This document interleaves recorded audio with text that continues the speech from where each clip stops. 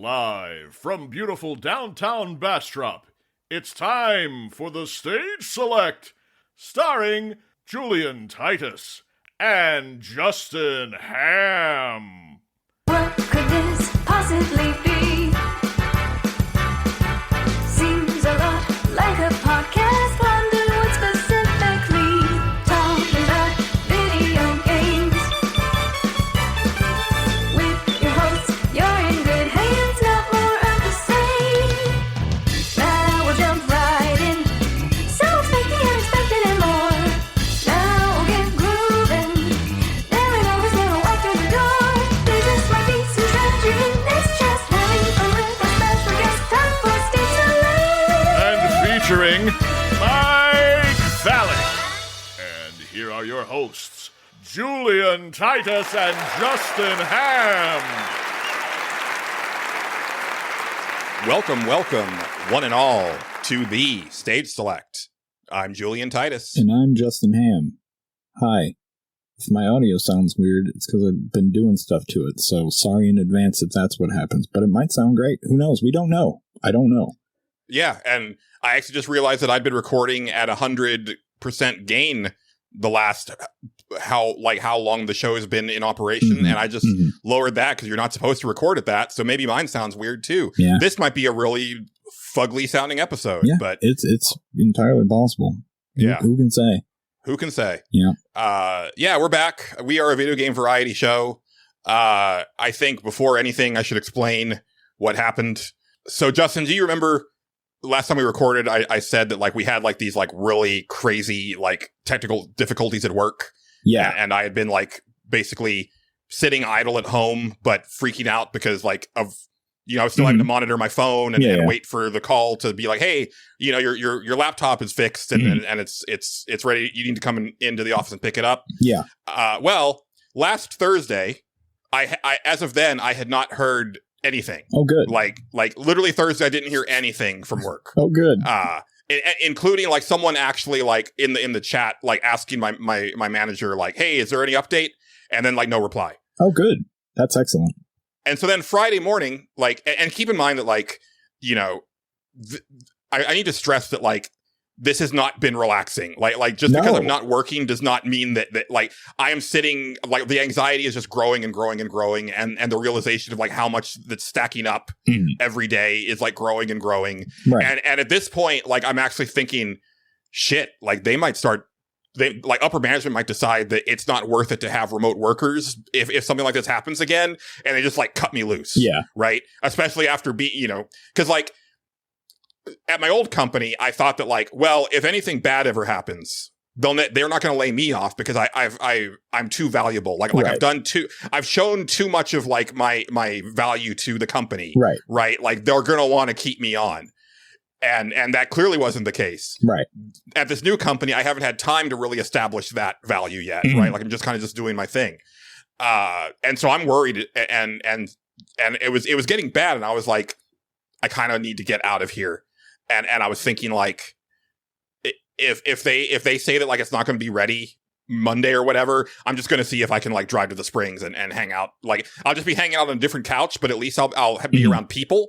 And hopefully that'll drown out some of the anxiety. Yeah. And just kind of try to relax a little bit. Okay. And so I asked for an update and I didn't get one. And then I texted my manager directly and I said, hey, any idea? Because at this point, I'm kind of worried that I'm not going to have a job on the other side of this. And it took her a while to respond. And I'm oh God. Oh boy. Yeah, that's always good. And by this point, I'd already asked my friend Joe, hey, is it okay if I come up? And he's yeah, no problem. I was okay, I'll let you know, in a little bit, as soon as I know. Right. And she was oh no, your job is safe. Don't worry about that. I just got my computer yesterday and we still don't have this and this. And they're just kind of waiting. I'm hoping that early next week, right? Okay. And so early next week to me is well, it's probably not Monday, maybe Tuesday, right? I'm okay, cool. So I texted you and said, hey, I can't record. Yep. I let Joe know I was heading up there. I make sure the cats are all taken care of. They've got food and water topped off. Their litter boxes are clean. I just throw a couple things in a bag and I go. Yeah. It was not a thought out thing at all. If I had been thinking clearly, I would have brought my laptop with me as well. Right. So that I could do things pay bills while I was up there. Oh, well. And yeah, so I booked it up to Colorado Springs and kind of spent some time with them. It did help a little bit. That's good. And so like Monday afternoon, they were like, okay, like they've got the remote computers pretty much up and running. They're waiting on this and this. So hopefully like, hopefully we'll have like pickup, schedule, tomorrow. And I'm like, okay, so I should leave Tuesday. And like, as Monday evening is going on, I'm like, man, should I leave right now so that I kind of get like around, near the office, like around opening time. Yeah. And I'm like, no, that'd be dumb. And I'm also really tired. But then in the morning, I was like, I should leave now. I actually got up like when Joe did, and it was like 7 their time. Yeah. I was like, yeah, I'm just going to go ahead and leave now. Okay. Because I was starting to get really paranoid about, I get it. being so far from the office. But Justin, it's now Friday. Still nothing, huh? Hopefully Tuesday is what I got at the end of the day today. Nice. It's freaking me the fuck out, man. And there's just going to be so much to do when I get back. And again, I'm still worried that like there's going to be like, yeah, you know what? The remote thing isn't working for us, so bye. Yeah. I'm not complaining about like how it's being handled or anything like that. Like it's clearly a big issue. Mm-hmm. I think it's more of just that like I've already been burned once this year. And so I'm just like super paranoid. Yeah, so you're on guard. Yeah. Yeah. And also, again, just like I usually have about like 20 pieces of mail that I need to work on any given day. So I've probably got like somewhere in the 200s now, which is a lot of stuff to work for one person. So yeah, that's a thing. So that's why we didn't record last week. So apologies. I really didn't want us to miss a week like in the first year. But this year's been really bad for me. I was this close to just being like, you know what? Fuck it. I'm just going to do a me episode. I don't need anybody. And then I was like, nah, I probably shouldn't do that. Well, also, I did think about it. I still haven't given you all the keys, and I keep forgetting to do that because you need all of the, you need all the logins and stuff. Yeah, there's a lot of stuff. Well, I could always just send it to you and be like, here, you do it.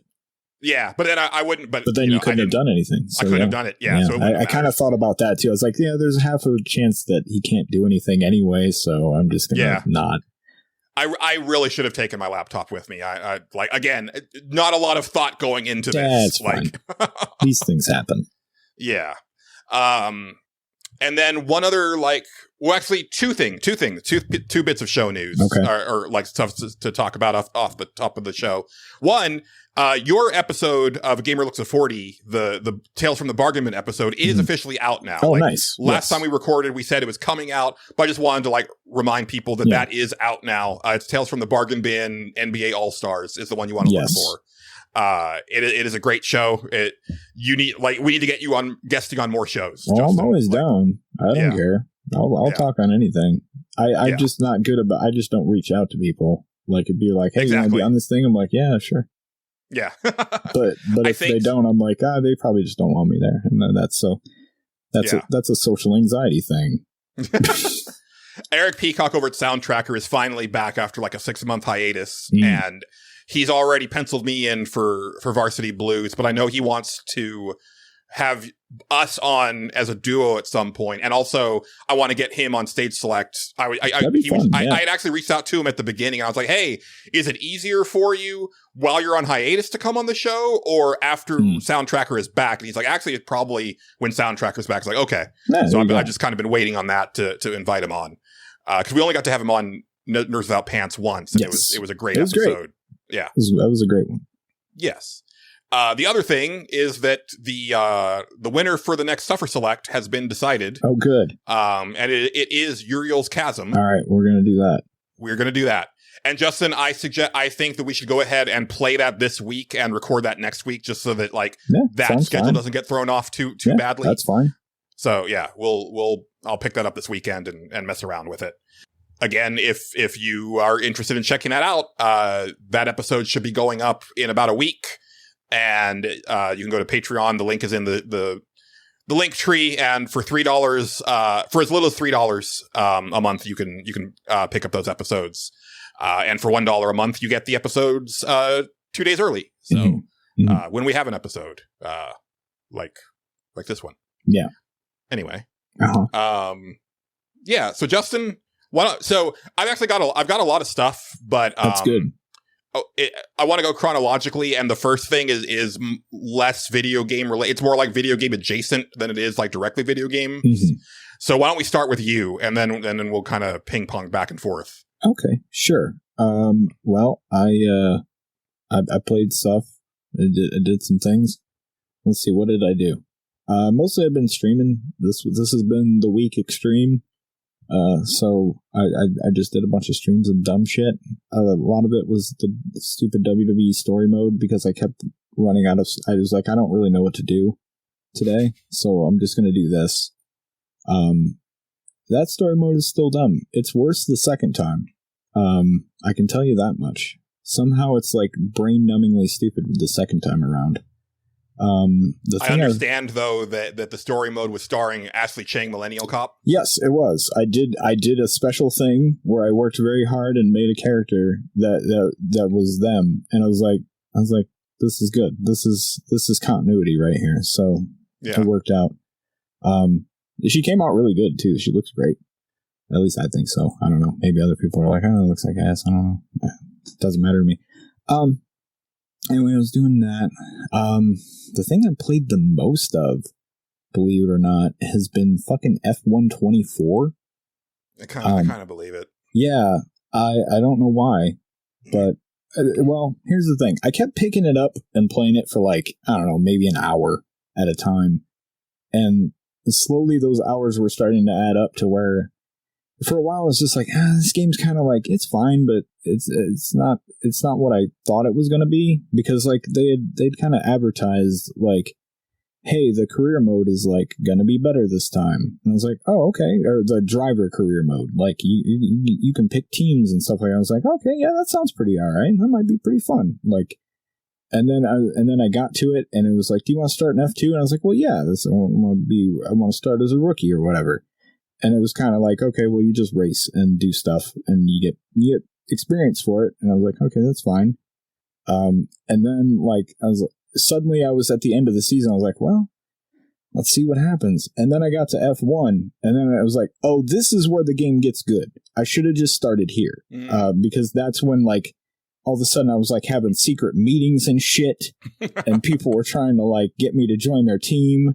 And like there was contracts involved, and I was having rivalries with fucking Max Verstappen and shit. It was great. I was having a good time. So it's fun. It's a fun game. That's a good racing game. It just is. Cool. Like there's all sorts of like little things you can turn on and off to help make it easier or harder or whatever you think you want to do. It's really good. F1's kind of cool. I'm not gonna probably watch any races of it, but it's kind of cool. Nice. I can see why people like it. So I was doing that. Played a lot of that. I don't know how many hours I got in it. Let's see. Things I streamed. I picked Final Fantasy VII Rebirth back up. I'm thinking I might get back into that pretty soon here. Okay. So it's interesting because I was going to say that like you playing a ton of F1 tells me that you're in the same boat as I am with Rebirth, which is almost like dreading going back to it, because that's how I feel right now. Here's the thing. It's not as bad to get back into it as I thought it was going to be. I caught a very brief glimpse of you playing that. I was like, oh, you're almost right where I am. Yeah. Like you're just slightly behind me. No, I don't think so. You're past the gold saucer and shit. I'm not even there yet. Oh, I thought you were. No. Okay. I just got to like Coral Mountain. Like I just went through the mine on Coral Mountain. I'm way back. I'm forgetting how much there actually is. Yeah, no. I basically just there's a stream, and I started it on stream. Like I was just like, this is where I was. I'm gonna figure out how to play it again, because I don't even really remember. Yeah. That stream might be interesting to watch, because like it's me just comparing it to the old game a lot, like, and just like, this is what happens in the old game, and this is what happens in the new one. And getting either upset or liking what they did. Some of it I'm like, this is unnecessarily drawn out, like a lot of the time. Where I'm just like, why is there a boss in the middle of why are the Turks here? We don't to do nothing. Like, here's a robot to fight. Great, thanks, awesome. Yeah. I really didn't need this. But yeah, it's but ultimately, like, picking it back up and playing it wasn't as bad as I thought it was going to be. Like, I thought I was going to be like, oh man, the only thing I think I had was like, I was in the middle of, not in the middle of Coral Mountain, but like on the ascent up, and I was like, I don't remember what way I need to go. Right. So we'll have to figure that out. But I did. It wasn't too bad. It's funny because there are things like, you know, there's a lot of padding added to both of these games, but in Rebirth in particular, some of the added boss fights I really appreciate because they kind of establish like the Shinra executives as more prominent villains, which I appreciate. Like, you're not there yet, but like there's stuff involving Scarlet and Palmer in upcoming areas where it's like, okay, no, it's kind of cool that like, you know, they're here and they're kind of in your face instead of just like, you know, because like in the original game, it's like, you know, Palmer, like it was really only that weird boss fight in Rocket Town. Yeah. That kind of, you know, it's like you kind of forget who he was by the time he shows up. And then Scarlet, same thing. Is like you kind of remember the name, but you don't really remember like what her deal is. And then she kind of shows up and has a slap fight with Tifa. And you know, like here she's a lot more prominent since Midgar. Yeah. Where here it's like they're popping back up and also having story scenes and stuff like that. It's like, okay, they're doing a better job of keeping them like in your consciousness and being like, oh right, like these are people that are around doing shit. The one retcon, I'm going to call it a retcon that I don't like. This is super picky, but I don't like it. The weapons are just out and about now, and I'm like, what? No, that's not how that works. That's not what happens. Yeah, I was wondering how you'd feel about that. Yeah, that actually, like, they reveal it in where when I was playing, I was like, oh, I don't like that at all. That's not how that worked. And also, it seems like everybody is aware of what they are. Where I got the impression in the original game that it was like this like archaic knowledge that only a few people had. Yeah, I think only really Bugenhagen knows what it is, and like Shinra does because they've been researching the shit, right? And like, yeah, it's really weird. Like how it works in the first game is like you get to a certain point, and then like there's like a whole scene, because I remember there's a spot where like they're in the background and they start like waking up basically, and that's always how I interpreted it. It was like, this is where the weapons have been, and now they're fucking coming here because fucking meteors coming. And also I think to be like the big thing is that they're like these are generic weapons, where like in the original game there was like very specific. You know, there was like a finite number of weapons, and they all had like their name and like different style. Maybe they are generic, or maybe they're just not going to mention their names. I'm not sure. Because the one in Coral basically reminded me of the one that attacks Junon, like, because that one swam, and I can't remember what that one's called. I want to say it's Sapphire Weapon or something weird. I don't know how I know that, but I feel like that's the one. I think you only learn that from the guide to it. The guide will tell you what the name of the weapon is. But yeah, it's not a huge fan of that. I wasn't like, this is unplayable garbage now, but like I was kind of like, I don't think I would have done that. If it was me, I would have personally made the third game like revolve around the weapon stuff. Because like that's everything's opened up now, and now the weapons are everywhere, and now that could be the really deal. big like side thing, right? Is like go prepare to take down each of these weapons. Yeah, or not even a side thing. Just make like a lot of them are main story related, and you have this cool like showpiece thing to do, and all this shit with these weapons, and you're going around the world doing all this stuff. It gives you a reason to do everything, and not that they won't do it, but now they've kind of watered it down with this. And I'm like, weapons shouldn't have shown up.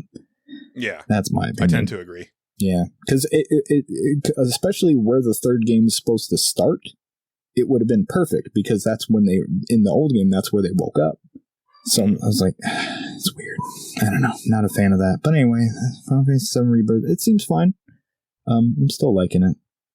I gotta get on a minecart next. Oh, geez. Yeah. Yes. It's fine. I think the fun part is the fun part of that is just Yuffie. Like, yeah, Yuffie is fun. Yuffie's characterization and acting is awesome. Oh, I love her so much. Yeah, I love. See, it's funny. I liked Yuffie in the old game, but you got so little of her. Like, just barely, like a couple bits here and there, and that was it. And now she's like actually a character, she's a show stealer. And I'm like, great. This is great. I like this. That's one of the things I love. There's a part you're still quite a ways away, but like there's a part where and it's an optional thing, but she's like laying on a couch, and if you go up and talk to her, she sings her theme song, but with like lyrics that are talking about how bored she is. It's I can relate awesome. to that. Yeah. I went in and listened to her like sing it a couple times because I was so entertained. That's good. So I played a little bit of that. Let's see, what else did I play? I bought a bunch of stuff on the Steam sale. Some of which I played, some of which I haven't. I'll go through some of it. I bought most of the Resident Evil remakes, because why not? They were on sale. For all those titty mods in that I always see on YouTube. I could do that, but I'm probably not going to do that. No, I know you won't. It's ridiculous to me, though. It's some of them are probably dumb. Yeah. Let's see. What else did I buy? I have a whole category now that I can look through. I bought a lot of stuff that was on our bad games list because it was very cheap. Excellent. So yeah, like, and I played some of them. I played Lumberjack's Dynasty. That is a bad. Oh, see now that I just thought that was that to me. I saw you start that. I was like, oh, that's just a Justin game. Yeah, no, that game is terrible. It's not good, but I mean, it's funny. But at the same time, it's like, okay, it's funny, but it's really boring. Like, I don't know how to. Man, there's something about it that's. You can go watch the stream. It's on YouTube probably. It's probably not on Twitch by the time people are hearing this. But the dialogue alone is very Swedish or something. I don't know what it is. It's something, and they're just doing a thing.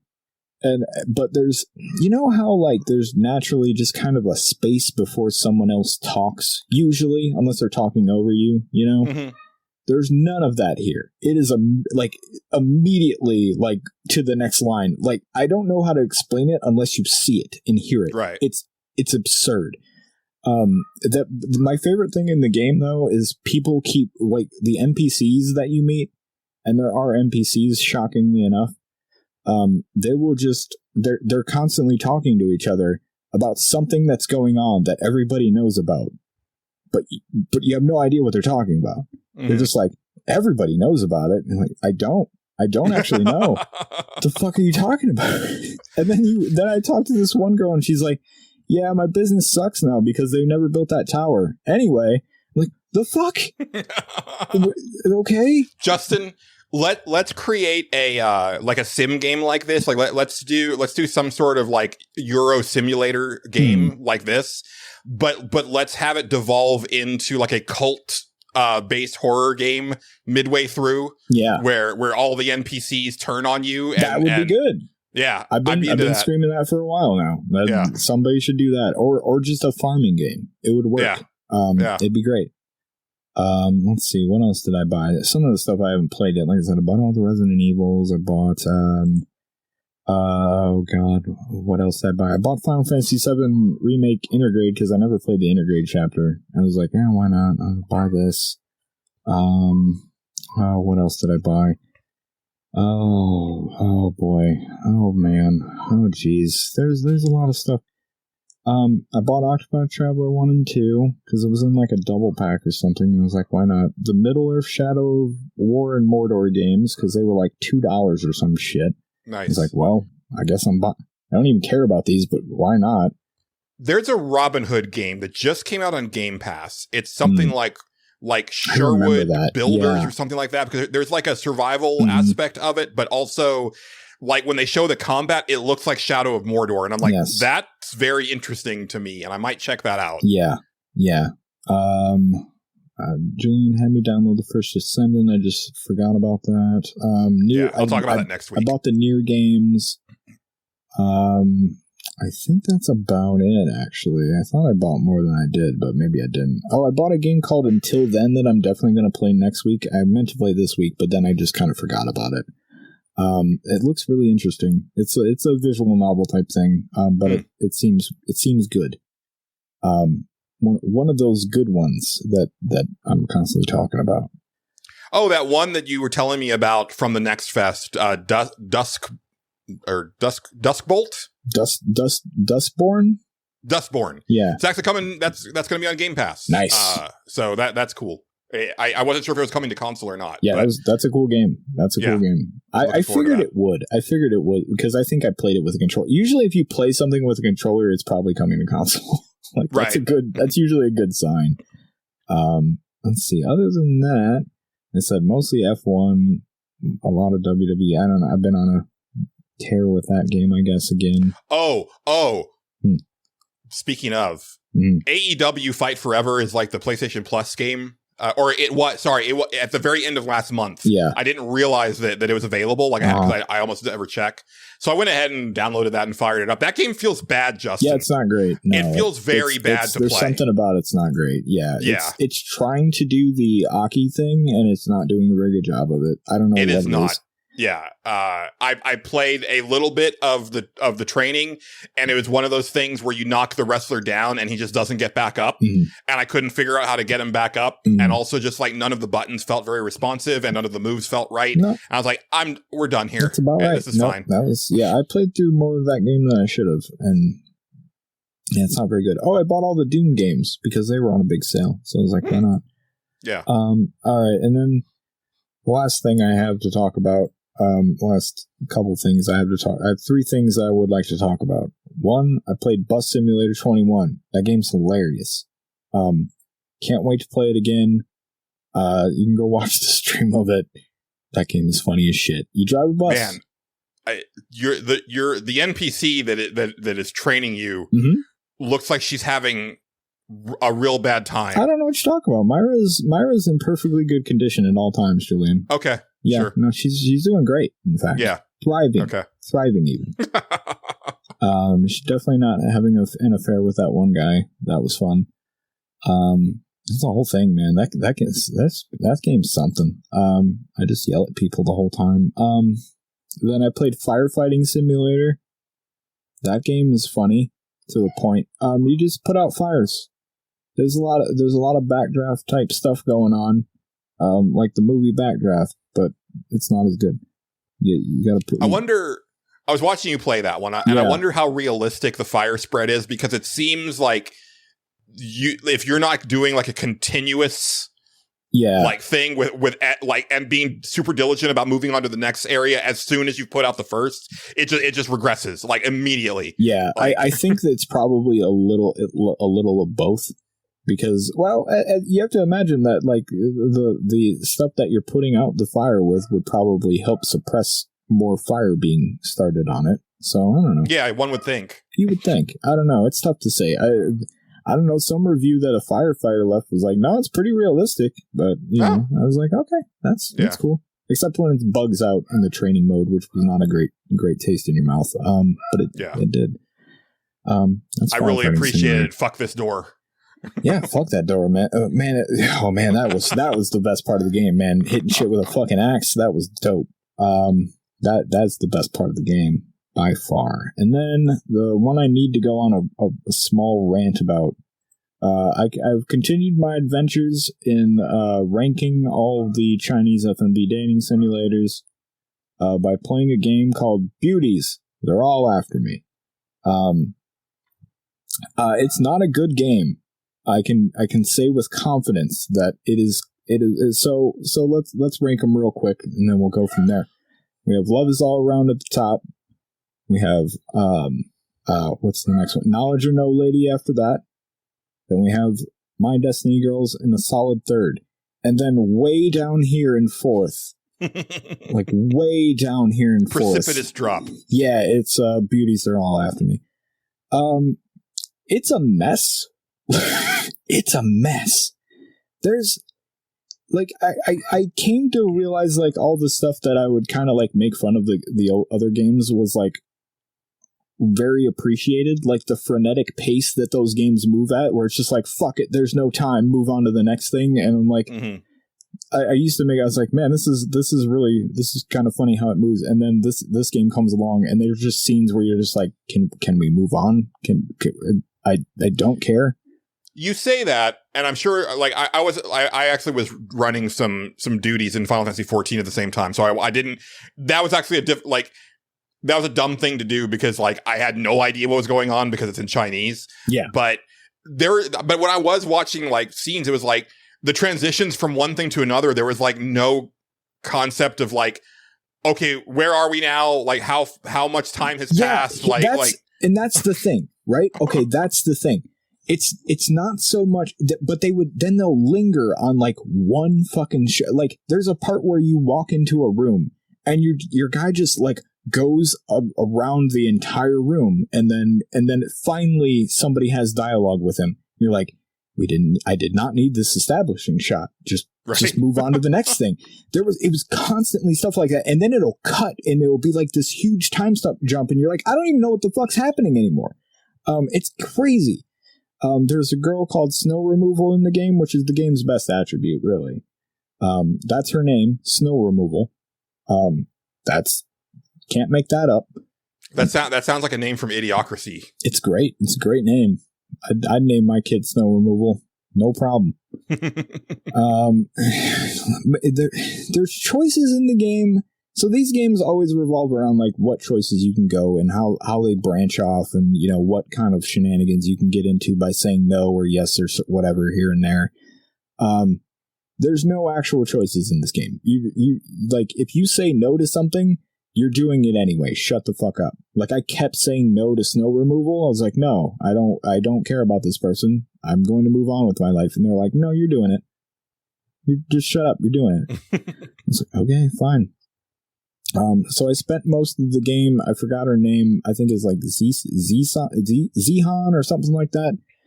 She wore a cool leather jacket once, so I was like, well, that's my girl right there. Yeah, I'm getting really good at spotting the Justin girls. Oh yeah, no, yeah, it's very obvious. And she's rich. What are we doing? Come on now. That's definitely my girl. So I spent the entire game trying to go after her, and I made all the choices like aimed at this ending. I was like, okay, that's what I'm doing. So I get to the end, and I go, okay, great. Now it's time to choose over the 6 girls, which that was a painstaking process to get there, because they kept telling me like, you gotta think about it. I was like, no, I don't. I know what I'm gonna do here. Like, it's fairly odd, but it's fine. I get what you're trying to do. You're establishing an emotion. I get it. That's fine. So I get there. So let's say I did think about it. Let's say I had a real tough time thinking about it. And I was like, okay, that girl's the one. Let's pick her. And then we'll get our ending. So I go to pick her, and my guy shows up in the room. And there's sad music playing, and I'm like, huh, that's kind of weird. Maybe it's like sad, hopeful music, whatever. And all of a sudden, like, they start having some dialogue, and my guy just basically tells her to go fuck off. And I'm like, what? What happened? what was that? Is that how this game ends? You pick one and then just tell them to go fuck themselves, and that's the end? Okay. You have to pick the ones to tell to fuck off, and then the one that's left is the one. So Justin. That's what I thought. So immediately I was like, okay, maybe let's go back. Maybe we did this wrong. So I went back, and then I picked another one, and I was like, okay, it did the same thing there. Okay, well, no, it's going to credits after this. That's an ending. What is going on with this? So then I go to another one. I'm like, the stream's up. I may not have went to another one. I may have kind of figured it out. I was like, I looked at the rest of them. I was like, no, there's 2 endings for everyone. Why am I telling all the ones that I would hook up with or whatever to fuck off when I go pick them. That's really weird. I was like, wait a second. Will they only let me pick the girl that I have the highest affinity with, who is the one girl that I talked to like 2 or 3 times in the entire thing, but I picked all the right choices for them? So they're like their bar's all the way filled up because you barely interact with them. Mm-hmm. And I was like, okay, well, let's go pick them. And sure as shit, you can only pick the one that you have the highest affinity for. I was like, that's not great. That's pretty bad. Why would you do that way? Oh, I hate that fucking game. And it's a weird thing anyway, because like, so if the idea is that you don't have like a high enough like affinity with a girl, shouldn't it then be that she rejects you and that's the bad ending instead of just you walking up to her and saying like, hey, you kind of fuck off? Yeah, you kind of basically, I mean, you don't do it that way. It's a lot nicer, right? But like, you're kind of just like, you kind of just go and break up with them and it's all sad. And you can tell as soon as that you're going to get the sad ending because the music's playing and you're like, oh, okay, well, that's not the right one. So move on to the next one. It's wild. The way the other ones work is there's like a bar that you have to hit. Like you have to get a certain amount of points and then you have these options to pick in the end. Like they don't even let you pick the other ones. Like I was like, it's crazy to me that they even give you the option to just like, you hated this one so much to go tell them to go break their heart real quick. I'm like, why do I even have this option? That's insane. But I kind of respect it to some degree. I don't know. Oh man, other than that, like the translation is all over the place. There were just parts where I like at one point I just started having a dialogue about Snow, the rapper from Canada, with somebody, and I was like, I'm not missing anything. The story doesn't matter at this point. Like, it doesn't matter. I mean, like I said, really the only draw there is Chinese Hideo Kojima. Yeah. I mean, he steals the show, really. He really steals the show. I love his character, too, because he shows up, like, I want to say, like, a half hour into the story overall. He just shows up, and suddenly he's very important. You have no idea who he is when he shows up, though. You're just like, who the fuck is this dude? Like, he's just inside of your house all of a sudden. It's fucking crazy.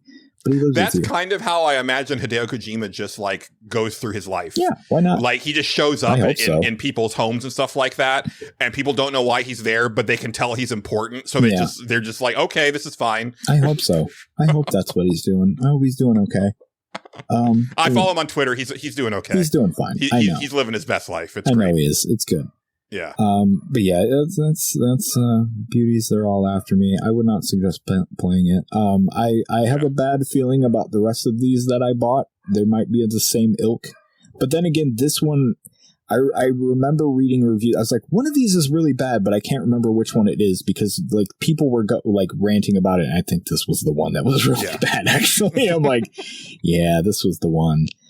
I should say real quickly for listeners, there may be sounds of Justin's dogs barking in this episode that I can't get rid of. Also, we're recording this on July 5th, but there may be fireworks sounds that I can't get rid of either. I haven't heard any since we started recording, but I definitely heard some already in my neighborhood because even though the 4th of July has already happened, the type of people that I am neighbors with have a lot of reasons to be very patriotic this year. What with like, the erosion of personal liberties and immunity for terrible presidents and just the general like fucking over of most people. Yeah. They're real into that shit. It's starting where I'm at now too. I'm starting to hear them go off, which is going to be great for my dogs. I'm going to go, you know what? I'm going to go wrangle them up real quick. Let me take a second. I'll see what happens. I'll be back.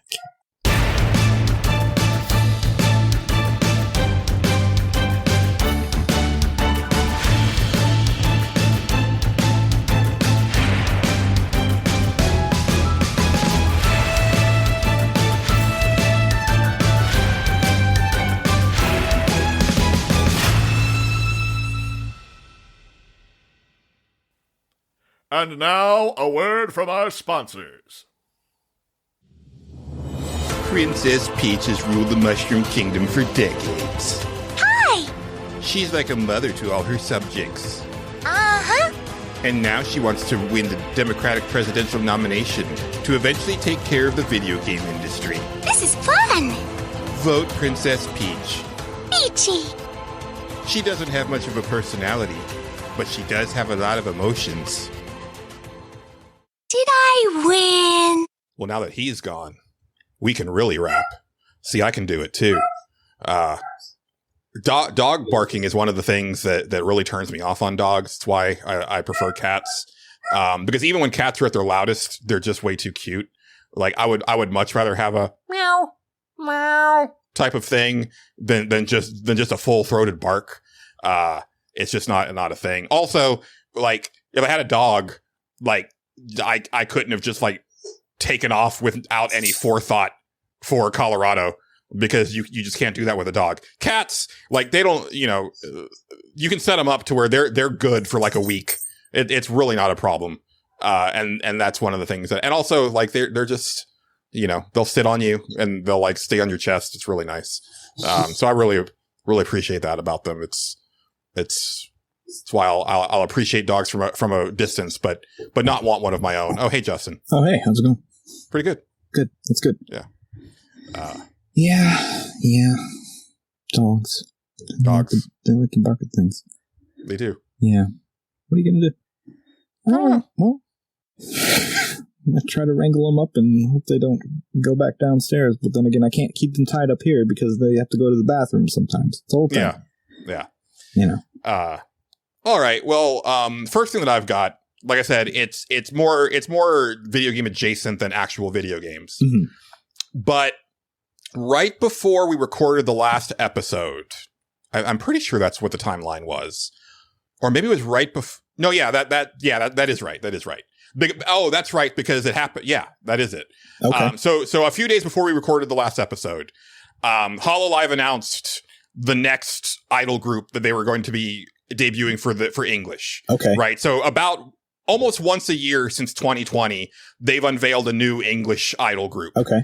And when that happened, I was like, oh no, is this my group? Right? Because this is the first one to debut since I've fallen down this rabbit hole. Or is this going to be like the one where it's like I have the most like connection to them because like I got to see them from the start? Could be. Blah blah blah. They're known as Hololive Justice. Okay. And it's only 4 members this time. Usually there's 5, which I found interesting. And it's also interesting because in their lore, they are undercover cops that they're tasked with apprehending Hololive Advent, which was last year's group that started. Oh, okay. So like that's their whole mission is they're supposed to capture this group that they're because in their lore they're ex-cons, like they escaped from like a max security prison and they're on the lam. But the weird thing with this stuff is that there's a very big premium on the whole like senpai thing, right? So anybody who comes before you is a senpai and, you show deference to them. So it's kind of weird that like the rookie group is supposed to take down their senpais. Yeah. Anyway, so the first 2 girls debuted the night that we recorded. And I actually like after we stopped recording, I watched like the recordings of their debuts. Okay. And then the next day was the next 2 girls. And then they had like their first big collaboration with the 4 of them.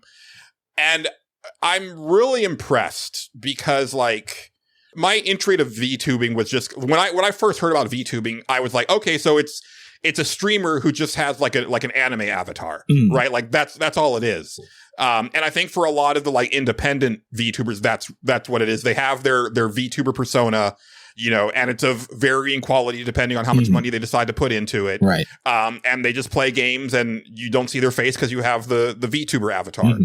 But when you're getting to this corporate level where like you have these girls like auditioning and it's a very limited thing and there's like a casting call, they're not looking for just a streamer with a good personality, right? Like there's so much more to it than that, right? And so like these girls, like they can sing, they can dance, they make their own music. A couple of them and from this group are like really great artists in their own right. One of them codes, like she actually like coded a game for her debut stream. Why like not? it's really amazing. And what I've also found with each of the groups from the Hololive English stuff is that there's usually about 2 girls that I just don't care for. And sure enough, that happened here. So the 4 that debuted are Elizabeth Rose Bloodflame. She's like the leader. Then there's Gigi Murin, and then Raura Panthera and Cecilia Immergreen. I don't care for Gigi or Raura. Gigi is like, she just seems like she's trying way too hard. Okay. And kind of like a little super extrovert energy to the point of like, just like nails on a chalkboard for me. Gotcha. And I was like, I don't really care for that. And then Raura, like in her debut stream, she was like, I hate reading. So Justin, you don't like to read. No. But you will read comics and, you love like story heavy games, right? Like you don't mind reading. You just don't like books, right? It's not that I don't. I just don't really go out of my way to do them. I guess. As a pastime. That's kind of really right. it. Yeah. She hates reading in all forms. Okay, good. So, and I was like, no, I can't. Because she was like, I will like skip like all the dialogue in a video game and then be totally confused. Okay. Like that type of thing. That type of thing. Yeah. Oh yeah, no. But the other 2. Are amazing. And okay, so great. Elizabeth Rose, she was the first debut, and she probably has like the best singing voice of like anybody in Hololive English. Oh. Put your hands together for Elizabeth Rose Bloodflame. Hey, you be sakide, yura do. Sono ugoki ga tomatta toke no hari ni fumikonda kumo ga egaita deshita. So yoku kami sono egao shitteru yo. Shitteru yo. Skibadadadadadura ni shitteru yo.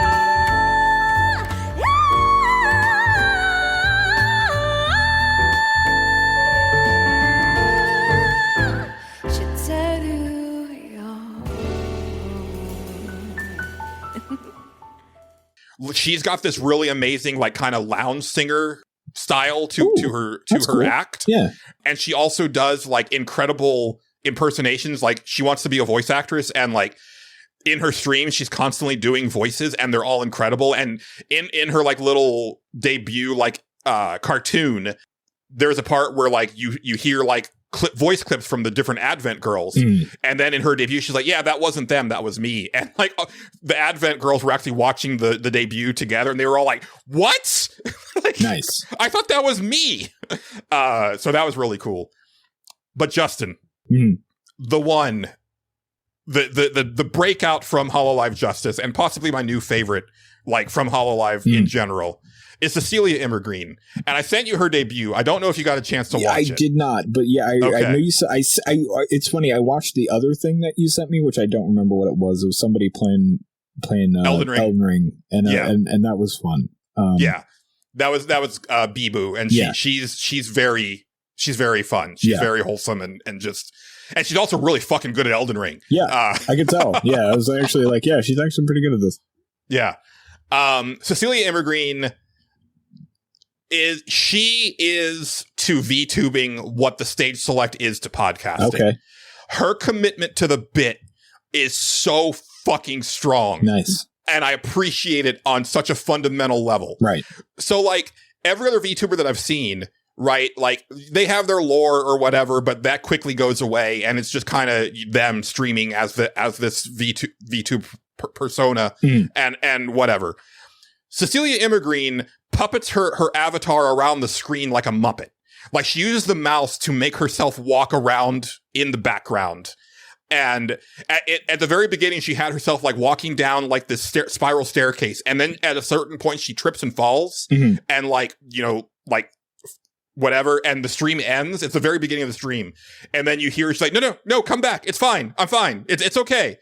And that's the energy through the whole stream. Like she's like, okay, well, I've got this other thing to show you. Let's we've got this classroom in the back. Let's go over there. And she kind of walks off the screen, and then it does a star wipe to a classroom, and she's behind a podium, and she's like, chat, you need to take a seat, because she had like the chat window just like on the floor. And so she moves the chat on the chat window onto one of the chairs, and she's like, guys, you're facing the wrong way. The blackboard's over here. And so she flips the chat around so they're looking at her. Like, this is the immersion that she has. And at a certain point, she's like, all right, well, there's one other thing that I need to show you, but it's kind of far, so we're going to have to drive. And so then it cuts to, like, her in a car with the chat in the passenger seat, and like they're driving, and you can hear her theme song playing through the radio. Like, it sounds like it's on the radio. It's all tinny coming through the speakers of the car. And so that was her debut stream, Justin. And like, I was already like super in. But the reason why I think that she is your entryway to this whole world is that her first, so again, you know, Hololive Justice, right? They're all supposed to be about justice and, you know, the greater good and blah, blah, blah. Her first game stream that she does is Skyrim. And she says, you know, I hear there's a really big problem with thievery in Skyrim. So here's my plan.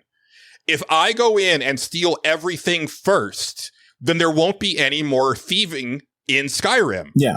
And I'll do it for justice. And so that's what she was doing. She was just going around stealing everything she could get her hands on. That's right? good. Yeah. And then her next stream was Euro Bus Simulator. Okay. Excellent. Yeah. Yeah. And at one point she was asking the chat, like, you know, how long until she starts to make money in the game? And they said, well, that doesn't really happen until you can get your own truck. And she's like, oh, well, how much does that take? And they're like, oh, it's going to take you like a while. And so then do you mean Euro Truck Simulator? Euro Truck. What did I say? Euro you Bus? said bus, yes. Okay. No, Euro Truck Simulator. Gotcha. And so, you know, so then she, you know, again, in the bit, like she texts like Elizabeth, the leader, and she's like, hey, can I use some of Justice's funds to buy a truck for Justice? Yeah. And she's like, well, you know, we don't have a garage, like our headquarters is in the sky. Like, where are you going to put it? And she's like, don't worry about that. Like, can I have the funds to like buy a truck? And she's like, and basically she's told no. And then she's like, no, don't worry about child. It's fine. It's fine. We'll just steal a truck. It's fine. Don't worry about it. Yeah. And then like at that point, like Elizabeth had come into the chat and she's like, I can see you, you know. And she's like, oh no, chat, scatter. And she like puppets herself like off the screen. And like, you know, I think she put up like some light, like some siren lights or something and the chat is all like, no, we got to go. Like, that is the type of shit that she's doing over there. Nice. It's amazing. And then after that, she did Dishonored 2. Where she just was killing everybody, and every time that she would kill one of the guards, she would yell for justice. That's good. Yeah, it's some really fun shit, and like, yeah, and like I said, like, you know, she coded some of the stuff for her stream. The other reason why I think she's yours, she plays the violin. Like, she's not much of a singer, but she plays the violin, viola, and piano. And in her debut stream, she played a beautiful song from Nier Automata. Dope. Yeah, that's awesome. Yeah. So cool. Very cool stuff. Very fun. Again, I've mainly been watching like clips and stuff like that, but I did watch her entire debut stream a couple times, and I watched a good chunk of like her first like Skyrim stream and stuff like that. Oh yeah. But yeah, just her like, she actually did it like a collaboration with Gigi, and they were going to play, I think, is it A Way Out? That prison break game, the co-op thing. Yeah. Way Out. Yep. And so they were just like on the main screen, and she's like, okay, let's go play. And so she walks herself off the screen, and Gigi's like, what are you doing? Where are you going? And she's like, I'm going to the other room. and then she starts moving Gigi off. She's like, where am I going? What is going on? Yeah. Nice. Very cool stuff. That sounds good. Yeah. Yeah. So that was my first thing. Have you gone through all of your stuff? What's that? Was that all of your stuff? Yeah, pretty much. Oh shit! Okay. I really haven't done much. I spent 3 days fucking with audio stuff. Okay. But yeah. Jeez. All right. This is gonna be a brief show. It's you know, it's a whole thing right now. I mean, yeah. You know, that's just it. Yeah. You know what, Julian? I gotta go to the bathroom real quick. I'll be right back. Okay. I'm the birthday robot. Oh no. Happy birthday, Bernice. Your contributions to Applebee's waitstaff have not gone unnoticed. The way you serve sections 3 and 6 are beyond all compare. The staff here at Applebee's would like to wish you a happy 26th birthday. Keep the fajitas sizzling and your smile dazzling. Happy birthday, Bernice. Happy birthday, Bernice. Interaction number 2. Happy birthday, Daniel. Your repeated contributions to the staff of the Fairfax, Virginia Hooters have brightened our days. Your tips of $70 to $100 have helped Nicole pay her rent on more than one occasion. You rock, Daniel. Happy birthday. I don't know what's happening. Interruption number 3.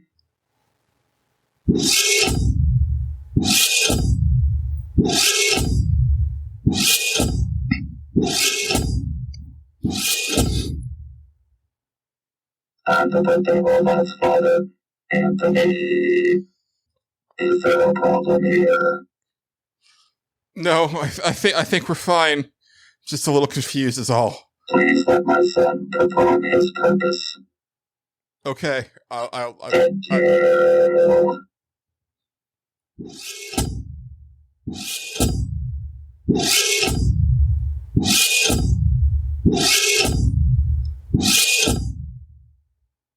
I'm the birthday robot. Happy birthday, Kinsley. The way you play the alto flute is second to none in the Tri-County area. Jackson High School is lucky to have someone as talented and optimistic as you. As Gloria Estefan once said, flute player, play your flute, 'cause I know you want to get your thing off. Happy birthday, Kinsley. Bring your friends in the Jackson High School band. Go Pelicans. I'm the birthday robot. Thank you for letting me serve my purpose.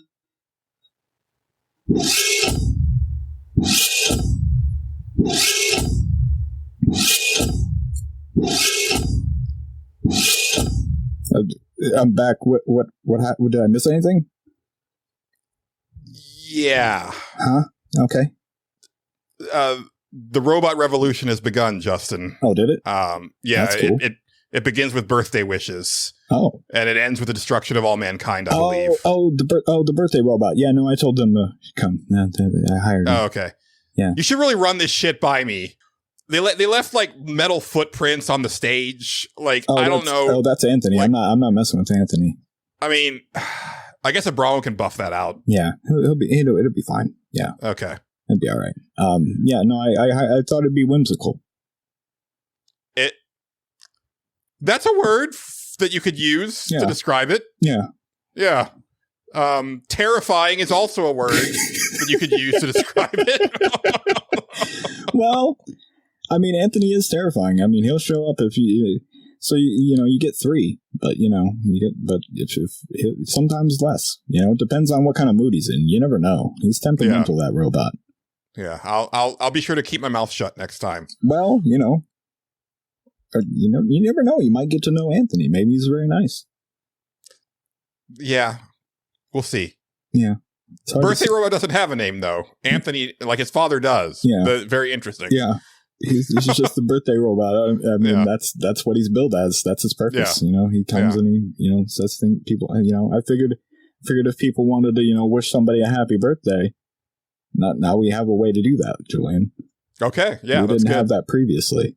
That is true. Yeah. I guess I should add a Discord thing to birthday messages for the birthday robot. If people would like the birthday robot to send a birthday message. Yeah. Why not? It'll add to the show. Yeah. Yeah. I mentioned I've been messing with audio for a while now. Julian went down the VTuber rabbit hole, and Justin went down the audio engineering rabbit hole. Yeah. Since the last episode. So yeah, okay. So I guess I had to wait till that bit was over. I bought a Rodecaster, and I can do a bunch of weird shit with it now. Oh, I'm so jealous. Yeah. Like that is the thing. If we ever get like donations like on the coffee, that is what the first thing that I want to do is get a Rodecaster. It's nice. It is quite nice. I have to say. I have almost too many options available to me now, and it's fun. I have so many buttons, Julian. Oh, I know. I've looked at a Rodecaster quite a bit. But you don't even know. You can keep changing the buttons even faster now. Like I have look. Look. We're just gonna hit this. Oh, fuck 'em. That's pretty low, but it's fine. I think you need to worry about like positioning because it seems like it's a little out of your way. Yeah, well, that is the thing. It is all the way over here, but now I can do things like I can hit this. That's right. It's time for the Crazy Town Minute. It's time to report facts about Crazy Town. Well, Julian, I figured we have to replace the 311 minute just for one episode because one shifty shell shock has left this earth. And, we have to honor him in some way, shape, or form. So I've been looking at the Wikipedia. He didn't do a whole lot, I mean, what are you going to do? But here's your shifty shell shock fact of forever. In July 2010, Binzer's new group, Shifty and the Big Shots, released their first single, Save Me. Now, that's information we all know. It is. Yeah. Yeah. That's it. I guess there's not much that you can really mine when it's a one-hit wonder type of situation. Yeah, Crazy Town's not very good. And that's been a man died, and I'm not going to lie to you, I may have laughed a little bit about it. No, I understand. I'm sorry. I mean, the way that I found out about it was actually a humorous tweet. Yeah. So, yeah. That happens sometimes. Look, we live in very dark times. We do. And sometimes the humor becomes very gallows-like. Yeah, sometimes Shifty Shell Shock passes away and we laugh about it. And what are you going to do? What are you going to do? Anyway, that's been the Crazy Town Minute. I really wish that you had ended that bit with the death sound from the Ninja Turtles arcade game. The wah, wah, wah, wah, oh, shell shock. No, I don't have that, unfortunately. Let's see, what do I have? I don't even remember. Oh, I have this one now. I got American Express card. Visa. It's Burt Reynolds before he attacks some people with a credit card. Okay. Yeah, it's good. I'd be interested to see how you work that in, but I know you'll find a way. Well, when we pay for things, Yeah, because we do that a lot on the show. Well, I buy stuff. I should have used it during the Steam sale, but Yeah. Next time. People are supposed to give us money, Justin. Well, that's how fine. the Patreon is supposed to work. It's fine. Well, here now they can use this. I got American Express card. Visa. Yeah, now they can use that. Yeah, okay. We'll use that. That'll be our Patreon. We get a new patron. Yeah, there you go. There you go. I forget what else I have. Oh, and then I just put the Amy Grant button and something. I can't remember what the other one was. Something else. It doesn't matter. Space Takeoff is probably on there, right? Oh, that's on a different button. So Julian, I have 8 buttons total and more that I can switch to. It's ridiculous right now. Yeah. Okay, it's out of control. Is what it is. Yeah, all my old buttons are still here, I think. Check them out. Yeah, see? Still here. Yeah. We're good. Okay. Yeah. Excellent. Yeah.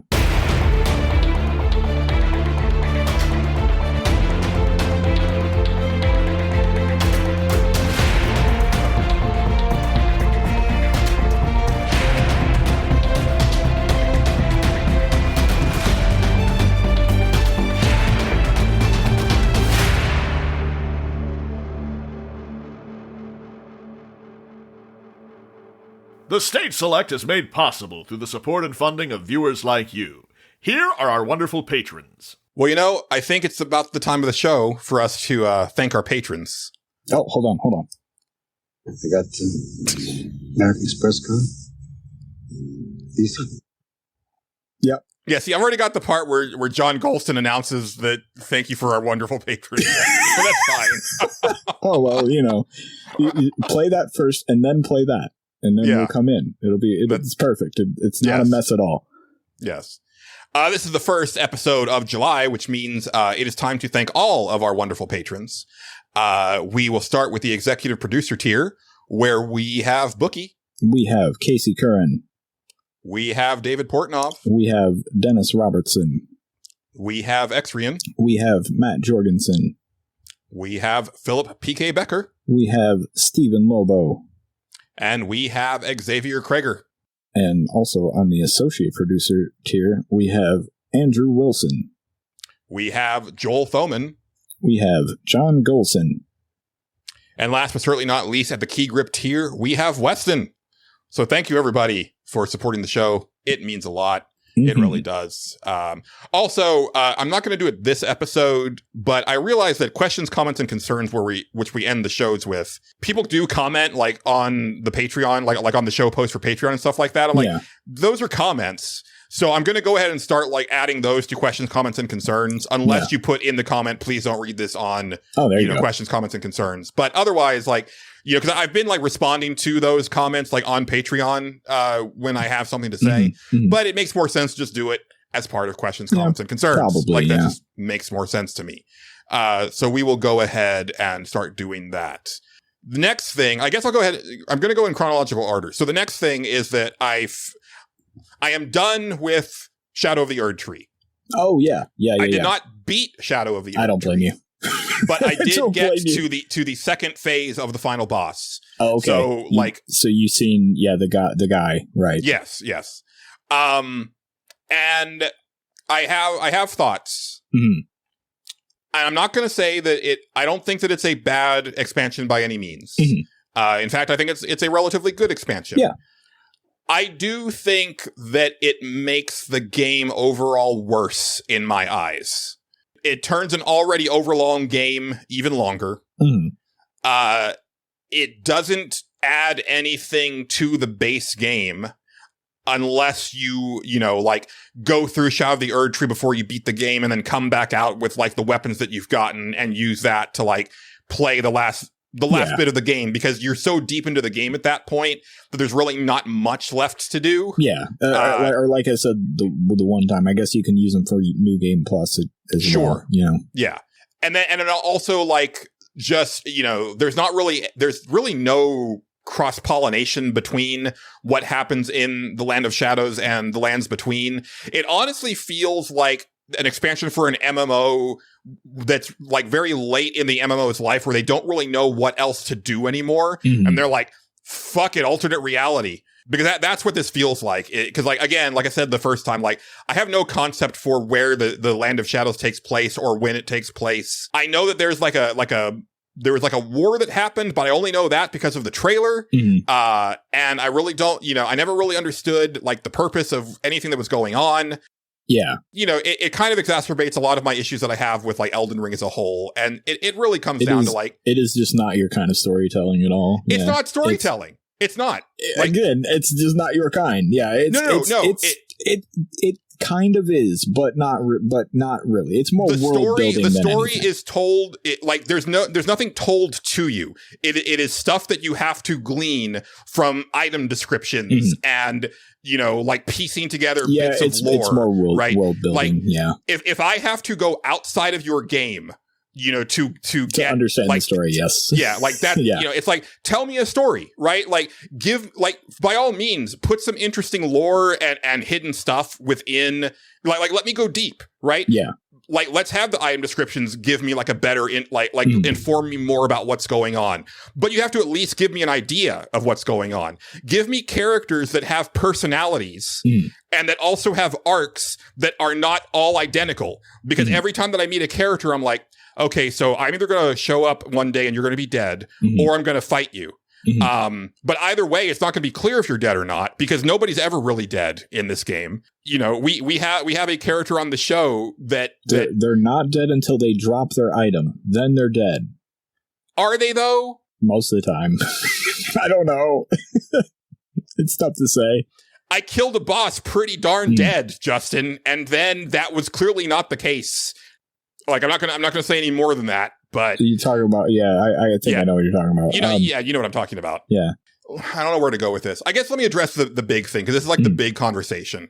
I do not think that Shadow of the Erdtree is too hard. No, I actually found it to be fairly easy. In comparison to the end game of Elden Ring, in the sense that from the beginning of the expansion to the end, I was never having trouble with enemies. Right. Now, you have the thing is that you do have to go through it slower. So if you have gotten to the point in Elden Ring's base game where you just started like running through areas and not really paying attention to the enemies around you and stuff like that, the expansion does make you slow your roll again, where you do have to go slower because there's a lot of enemies and they will group up on I you. actually really like that aspect of it. Like, they found a way to, like, hey, how do we take something that people have probably played through a bunch of times and maybe leveled up for, and make it and put them back on even ground with everything, which I think is kind of an interesting way to do it, because it's an interesting way to do it. I think it fails in a lot of what it sets out to do, because I also think that it's a dumb thing to try to do. I think that like, if you over leveled, then you should get the benefit of over leveling, right? Like they guess. They have like a recommended level for you, and basically like where in the game, because basically like you have to be strong enough to beat Radon and Moog, and so that once you're strong enough to beat them, you should be good enough to go into the expansion and do your thing, right? And if you want to like go all the way and beat the game and then come back with all those extra levels, then that should be fine. Yeah, you know what I mean? I guess I like what they were going for in that, in that regard of like kind of putting adding the, like, because they knew people, it had been a while and a lot of people were going to come back to it, and to give that feeling again. I get what they were going for. I kind of respect them for it. Right. But I'm not done with like, so because I think again, the enemies themselves were very easy. Like I was killing them all in like 2 to 3 swings. And now they were doing a shit ton of damage. Yes. But the my thing was that I was just not wading into large groups of them. I was being methodical and not letting myself get overwhelmed for the most part. Again, I think that the big issue with what they did is the fact that everything hits you like a truck. Yeah, that it does. And it feels like a really artificial way of ratcheting up the difficulty. Because I think the actual boss patterns, they are much more aggressive, and they are trickier patterns than the base game bosses, but they're not insurmountable. Like even I was talking about that second boss where I felt that like I couldn't even really parse what they were doing. When I went back to fight them again, and I really like started to pay closer attention to their movements, it was less confusing than Melania's big move, right? Like the waterfowl dance. Yes. Like that is the thing where it's like when you see that, you really have no idea initially like how to deal with that. Where here it's like, as I started to like fight these bosses and go against them multiple times, I was like, okay, no, yeah, I'm seeing what I need to do. And it was challenging, but it didn't feel like it felt like something that I could overcome if it wasn't for the fact that like I only got like 1 or 2 mistakes before I had to start the fight over, which doesn't really lend itself to learning a fight. Yeah. Right. When I fought Mesmer for the first time, who's the big guy, he's the one on the box art. He hit me for 90-something%. Yeah. For the first time that he hit me. And it's like, okay. That's not challenging. That's just annoying. Yeah, in like you a get really one shot. Yeah. Yeah. It's like, okay. Yeah. Like if I could do that to you, then yeah, that'd be something.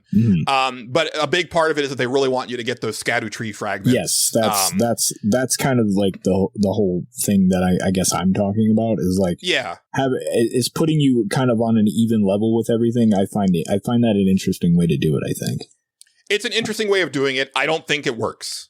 It does and it doesn't. Like it's weird. I don't know. Yeah. Again, I think that the bosses themselves are challenging enough in their own right that you don't need this like weird thing that only works in this area, right? Like it doesn't affect your character outside of it. Yeah, it's kind of weird.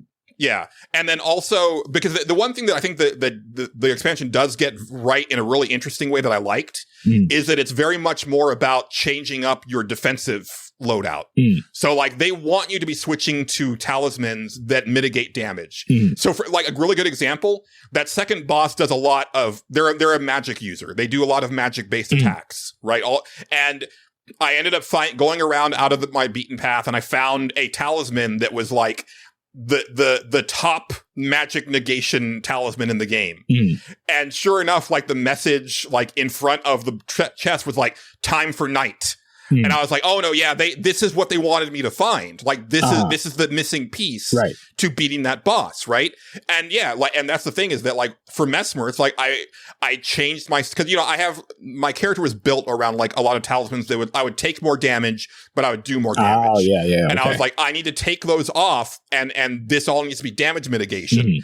And that ended up being the thing for some of those tougher bosses. I liked that. Yeah. You know, because it made me rethink, like, you know, my equipment and stuff like that. I was like, okay, no, I need to be, and then I was using items that would also further up, you know, that type of damage negation. That stuff, that's cool. I like that stuff. But just having like you know, the enemies do like 80, 90% damage, you know, that's just pointless. Like it doesn't, you know, I don't know. So that's my thing about the difficulty. I think it was fine, but I do think that, like, because of how much damage the enemies do, like, it kind of forces you into a situation, no matter your build, where it's like, you got to have 60 vigor. Now, obviously, there's going to be players who, like, they'll go through it with, like, level 1 and whatever. You know, I'm not talking about those players. For your average player, like, even if you want to do, like, a magic build or something like that, like, you're kind of still forced to throw a lot of points into vigor, because otherwise you're just not going to make it. You're going to be one-shotted by everything in the expansion. And I think that's not fun. I think it takes away from the versatility of, like, the different builds that you can do. Yeah, that's kind of a problem with the game overall, though, because it's like that. I had that. I ignored vigor for a long time when I was starting. Because I was like, oh, well, I'll be kind of, you know, like a glass cannon. And my whole goal was to go in there and one shot things as much as I can.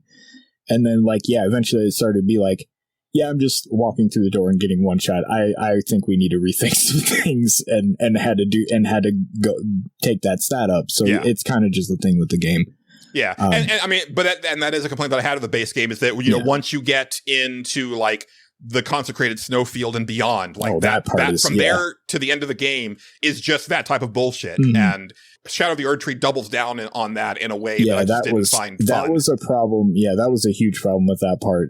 Now, you have to remember, the DLCs that From makes are kind of always this way. They all are. And I get that. But what I'm saying is that I think that, like, the design of the bosses and the new enemies. No, I get what you're saying. Yeah. Yeah, their movesets and stuff are challenging enough to, like, be interesting to where you don't have to rely on this crutch of also they do, like, 90% damage.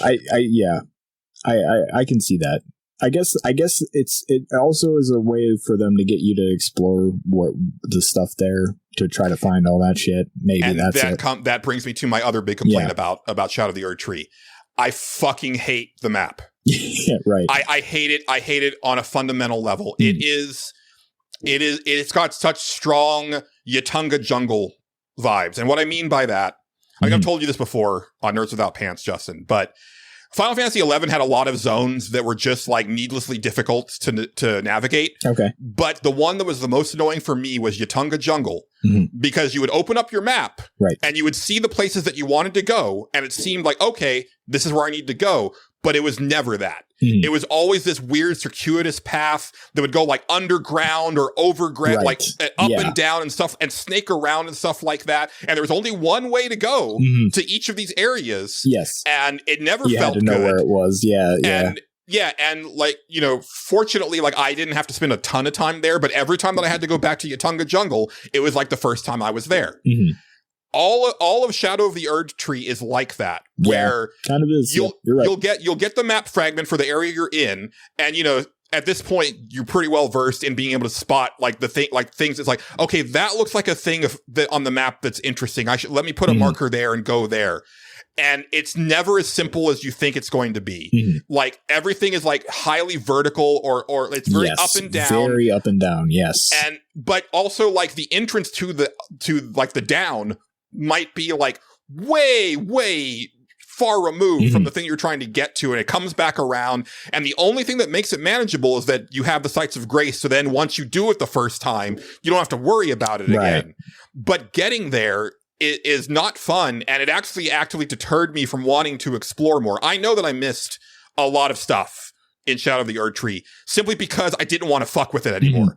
Like, the last area, I still don't have the map fragment for it, Justin, because I couldn't find it. I can't remember where it's at. Yeah. It was this area where it's a bunch of, like, you know, it's a very labyrinthine area where there's a lot of, like, you know, you're going, like, high up, and then you go into, like, a catacomb, and the catacomb splits off into, like, 4 directions, and then at the end of one of these directions, there's also an up and down portion to that. Yeah. And it just keeps looping back on itself. in a way that's almost like a parody of the really good parts of From's dungeon design. Mm-hmm. Like, it feels like a bad version of From's dungeon design, if that makes sense.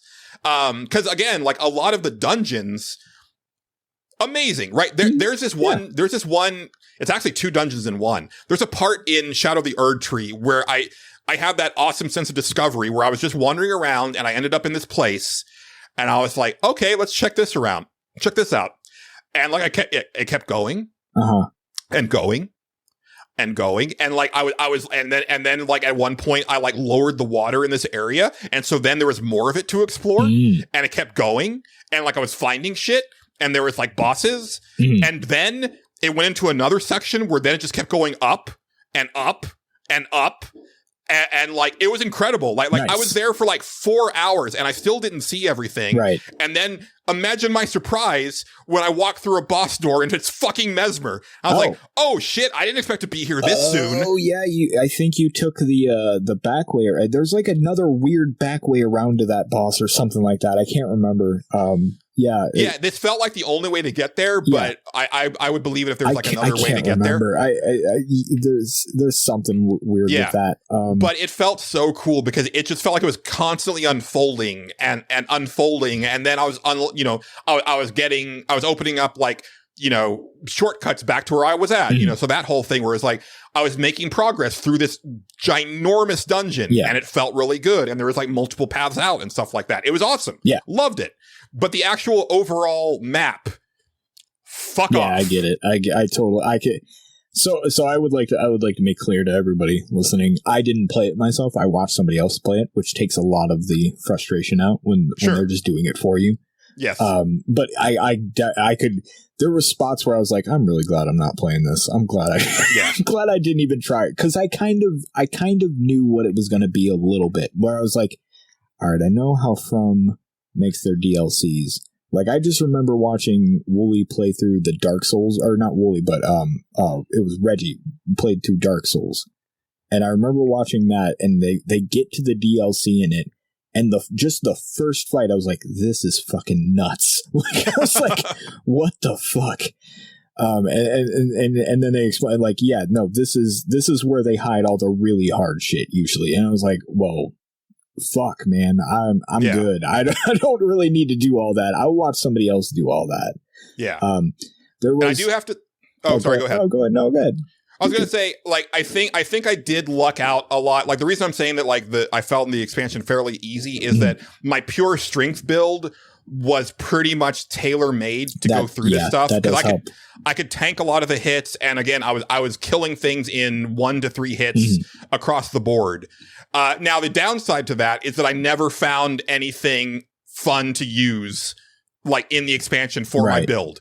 Everything was a faith or dex or int weapon. Exactly. I would find these really cool looking great swords and stuff. I was like, oh, I can't use that. And I didn't want to mess around with, like, redoing my stats and stuff like that. Also because, like, I only had 2 larval tiers going in and I only found 2 like the entire time that I played the expansion. I was like, I'm fine. But that was a little bit of a bummer. It's like I was picking up all this new stuff and it's like trash for my build, right? Like, I'm sure it's very cool stuff. Yeah. And one thing, so the Let's Play Princess is someone, she's like, she's part of like Bill's network. She guests on A Gamer Looks at 40 a lot. I'm mutuals with her on Twitter. I think she listens to the Stage Select, but she had replied to one of my tweets with a really good thing. And it made me think, it's like, cause she suggested that, like, she was surprised that you couldn't upgrade your weapons further in the expansion. Oh yeah. And I was like, yeah, like, why isn't there a way to, like, upgrade your flasks a little more, upgrade your weapons further, or maybe get like a 5th talisman slot? Like, that would have been really cool. Like, something tangible that like changes the game. And sure, it might trivialize, like, the end game of the base game, but I think again, like, there's so many ways that you can trivialize that anyway. Yeah, just just give me the freedom to have fun with that shit. And, like, if I want to come back and, like, fight the Elden Beast with, like, a level 35 greatsword instead of a level 25 greatsword, that sounds fun to me. Yeah, I agree. I think that's one thing that From just doesn't do. And I think it's because in most people's minds, they make RPGs, but they absolutely just make whatever the hell the Souls genre is. It is just it is its own thing. Like it's kind of an it's RPG. A new type, it's a new type of RPG. Like and that's why I like to use the term death action RPG, because death action is because death is a big part of like the core mechanic, right? Like not only because you learn by dying, but it's also like it's also the risk and reward of, you know, do you want, like, there's so many times in Shadow of the Erdtree where I was like, I'm just going to go ahead and kill a couple other little enemies right now and level up and bank these runes before I go further in this dungeon, because I don't want to lose everything that I've got. Because I ended up leveling up like almost 30 levels like over the course of the expansion. That makes sense. I went at 166 and I think I ended at 192. Okay. At level 192. Yeah. But again, like the leveling doesn't actually do that much for you in Shadow of the Erdtree. It's all about the scatter tree stuff. It's all about that stuff, for the most part, which is their attempt to, like I said, put it on an even ground or whatever. Yeah. But yeah, that's one thing they do, and they're getting there to being like actual, like almost RPG type things with like Elden Ring. That's close, but it's not. It's still, you know, its own little thing for fucked up weirdo people. Yeah. And that's just what it'll probably always be. So I watched Pat play it, which was fun. His thoughts at the end of it, which I'm guessing you were probably pretty close to where he was. Not on everything. You're definitely off on it, like you and he are off on. I know. He, like, when he first talked to they've only talked about it once on Council Super Beast, and he was over the moon about the story, and I'm like, what did you see? Because like I didn't get any of this shit. There's some pretty cool stuff in there. I'm not sure. I'd have to ask you off air what exactly you all seen. There's some pretty neat stuff in there. And let me. So there is really neat stuff in there, but I found that like the neat stuff was things that I discovered, not necessarily like story beats. Yeah, like there's a part of the game that all of a sudden turns into this super tense stealth area. And I was on like the edge of my seat the whole time. Yeah. That was really cool. Yeah. And then the dungeon that you get to at the end of that area is also very cool. That was the only place where I got super stuck, where I had to look something up. And it was one of those weird things where it's like, I thought that I had done the thing that you needed to do, but I guess I didn't. And I felt really dumb. But I don't know. Yeah. Yeah. But again, like character wise, like, and also like my motivation for because at least in the base Elden Ring game, which I think still has a bad motivation, at least I know, hey, you're trying to become the Elden Lord. Like these demigods have a piece of the Elden Ring. You need to go kill them and get their pieces of the Elden Ring and try to put it together to become the Elden Lord. Okay. Like that's at least something to go on. Here, the only thing you have to go on is you're following in the footsteps of Mikola. And it's like, okay, one, I thought Mikola was dead. So is this Mikola of the past? Is this Mikola in an alternate reality? Like, what's going on here? And I did complete like a good number of like the NPC quests just on my own, which was kind of nice. But again, they end one of two ways. They either drop dead, or like you kill them in battle. Yep. And that's it. That's pretty much how it goes. Yeah. That's the FromSoft way. And they all have that weird affected way of talking. And you know, and it's still that dumb stilted thing of like, if I hadn't known to talk to you again, like I would have missed the actual thing you had to tell me. Why don't you just tell me that in the initial greeting? Like that whole thing I think is bad. Like I don't think that's interesting. I think it's bad. That's just what they do. That's just what they do. And it's dumb. They'll keep getting away with it. I know they will. It's the new like Bethesda apologists, like right? Like Bethesda got the pass for like years and years and years for having terrible combat that was janky as hell. And they're like, it's part of the charm. And yeah, that's the thing here. It's like it could be better, guys. Like it could be so much better. It's nice to have characters that have faces. I like that. I find it easier to relate to people with faces. But what if they wore a cool mask? If they had cool masks, that would be okay, but none of them do, Justin. They all look dumb. Yeah, that's fair. Except for the edgiest of edgelords to ever edgelord, Yolna. She's cool. Okay. But I had already gotten her armor before I even met her, so like I can look as cool as her anyway. Oh, is she the one of the I forget. She's in a church, she's guarding a guy. Okay. I think I know who you're talking about. Yeah. She's very edgy. Yeah. She is pretty edgy. But yeah, I remember his thing after he was done. So he spent like, I want to say it was like 3 or 4 hours trying to beat the last boss. And he was like, he got done with it. And it was like, he was like, that's too much. That right there, that's too much. Because you imagine like it is the From Soft way to like, hey, we're going to put our hardest shit in the DLC. But it's also like, yeah, but this one's really popular and you're charging $40 for it. And people are going to get there and they're just not going to be able to do that because it's a lot. And I was like, and watching it, I'm like, yeah, I'm again glad I'm not trying to play this myself because no. And again, it's a lot of stuff that I think that I could have learned to deal with if it wasn't for the fact that I only had 1 to 2 mistakes to make before I had to start over. Right. And I was like, yeah, I could sit here for multiple hours to do this, but I don't want to. And that's the thing. Like, I definitely saw like people on Twitter who they're doing like their solo runs and they're like, oh yeah, it took me like 10 hours to beat this boss. And I'm like, and I get like, that's a way that certain people want to enjoy it. Mm-hmm. Like I probably got through what I played of Shadow of the Erdtree in about 25 hours, maybe a little less. Yeah. It wasn't as long as I thought it was going to be. It was, watching it. Yeah. And again, like, because I do think that like the game is designed around you utilizing all of the tools that you have at your disposal. Like, I don't, you know, and but at the same time, From Software's bullshit tricks. Like once you start to recognize them, you're like, okay, I know what's coming here. Yeah. And it's like the beginning of the second phase of the final boss. He usually starts with a move that takes up like a good 80% of the battlefield and will just one shot you. And so the way to get around it is to run from him as fast as far as you can. But then when you're at that range, he does these like wave-based slashes that are also very hard to dodge. Yeah. So yeah, it's just like fuck me either way, I guess. Yeah, it's ridiculous. Yeah, no, it's absolutely insane. Yeah, no, and I also just on a story level, the last boss annoyed me. I was like, why? Like, okay. Like, this is dumb. And again, there's probably some really interesting, deep lore to that if I watch a Vadi video of later, I'll be like, oh, okay, I guess that's cool. But just what's presented to me in the game as someone who just wants to play a game and understand the story without having to, research it, dumb. Yeah, not your thing, man. Just not your thing. In that whole respect, which I get. Yeah.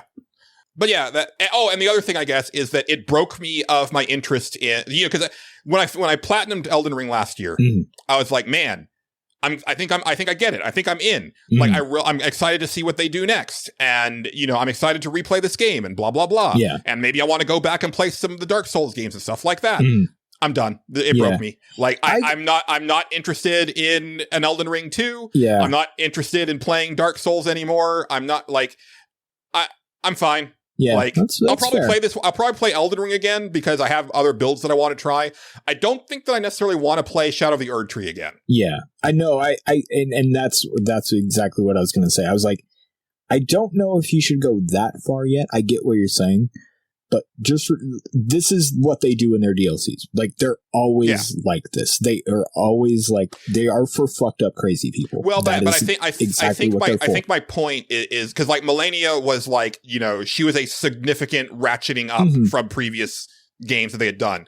Sekiro was a big ratcheting up from the previous thing. So they keep ratcheting up, right? It's possible, that the next one they'll ratchet up even more, and it's going to be like Elden Ring 2 starts where Shadow of the Erdtree ends. Like that type of shit. It absolutely could. That is kind of the worry. Is that though is and that I've had that same thing is they're going to keep ratcheting up, and then at some point it's going to be like, okay, well, no one can one person can play this game. Yeah, that was my problem with Doom Eternal is that the game starts off at the end game difficulty of Doom 2016, right, and then goes up from there. And also, that one added so many mechanics that I couldn't. It's a lot. I couldn't do it. Yeah. So hopefully, Doom: The Dark Ages scales that back a little bit. But it's a prequel, so maybe it will. Maybe, yeah, we'll see. But again, I'm not trying to turn anybody off of Shadow of the Erdtree. and again, I don't think it's a bad expansion. I just think that it actually made me like Elden Ring less overall. I can see that. I think depending on your view of it, I'm not talking to Julian, I'm talking to the listener now. Depending on your view of it, there is stuff to like that explains lore and shit in there that's pretty interesting. And there's a lot of weirdo bullshit to find, which is cool. This time, I was even trying to like make a point to like read the item descriptions and stuff like that. But again, it's just like the actual thrust of what I'm doing there is not really laid out. Yeah. And yeah, I don't know.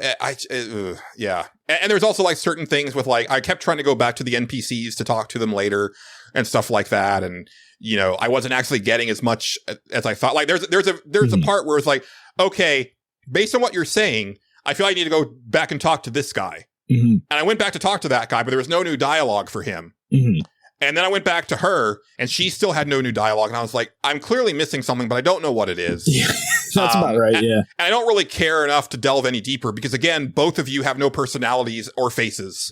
So I don't really care. Yeah, I get it. I did want to try, again, I couldn't use any of them, but like I wanted to try like some of the new weapons. I did like level up like this really cool like dragon great katana, but even after I like it was like a strength and dex weapon, but because my dexterity was so low, like the damage output was like less than half of my greatsword. So I just ended up using my greatsword for almost everything except for times when I needed my hammer, which was the other one that I had like leveled all the way. Oh, and I did get one upgrade to my Ash of War because my greatsword had Lion's Claw, which is like this like forward flipping somersault slash. But there's a new Art of War called Savage Lion Claw that I replaced it with. Okay. That has a follow-up attack, and so it hits up to 4 times. Oh, cool. That was fun, Justin. That's cool. I liked that a lot. That made quick work of a lot of bosses. Let me tell you. I would have if the one thing that I watched that I was like, that looks like fun was throwing the hammer. You can just, I never got that hammer. You just fucking toss a hammer to do it. I'm like, that's pretty cool. That's pretty fun. Yeah. But that's Elden Ring for that is Elden Ring. Us. Yeah, that's it. Yes.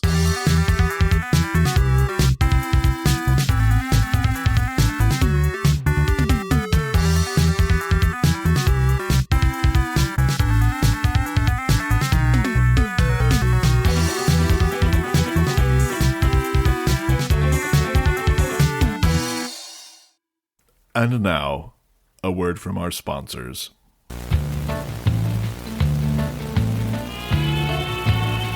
Hi, y'all. I'm Gary Grub Thumper. And I'm Larry Grub Thumper. And we run Gary and Larry's Premium Alpaca Outlet. After the legally binding judgment from The Rock, we reconciled our differences. That's right, Larry. And we're passing the savings on to you. Come on down and check out our amazing selection of llamas and alpacas. We both love the same woman. It's not weird. I don't think they need to know that, Larry. We're in an ethical, non-monogamous relationship, and there's nothing to be ashamed of. Yep, that's true. Anyway, come on down to Gary and Larry's Premium Alpaca Outlet. Share the love. Also, I am stunned that they didn't add new trophies to it, because that would have been a really good way for me to track my progress through the expansion. That is kind of surprising, actually. Yeah. Yeah. Huh, usually with stuff like that, like it adds a whole new set of trophies, and nope. Yeah, its own little, especially, that's full blown expansion. Yeah, it is kind of surprising. Yeah. Weird. Yeah. What are you gonna do? Can we go to space? Yeah, we can do that. Sure. I'd like to go to space. Let's hope the sound effect plays. Here we go. Good.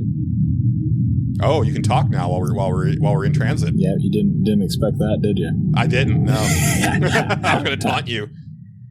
Yep. I have that power now. I don't have to concentrate on space anymore. Nice. So we're here. We're here. Yep. So relaxing. I just love the freedom of being out in space, and nothing that we say out here has any bearing on what happens back home. It's so nice. It's so freeing. Yeah. Justin. What? I've been noticing a thing, and maybe I don't know if you have. Okay. Lately, I've been seeing a ton of ads lately that have like a 16-bit aesthetic to them, no matter what the product is, where it's like a video game. And I fucking hate it. I hate our like our childhoods being like used as weapons to market to us. Yeah, unfortunately, you're in that age range now, and that's just going to be what happens to you forever.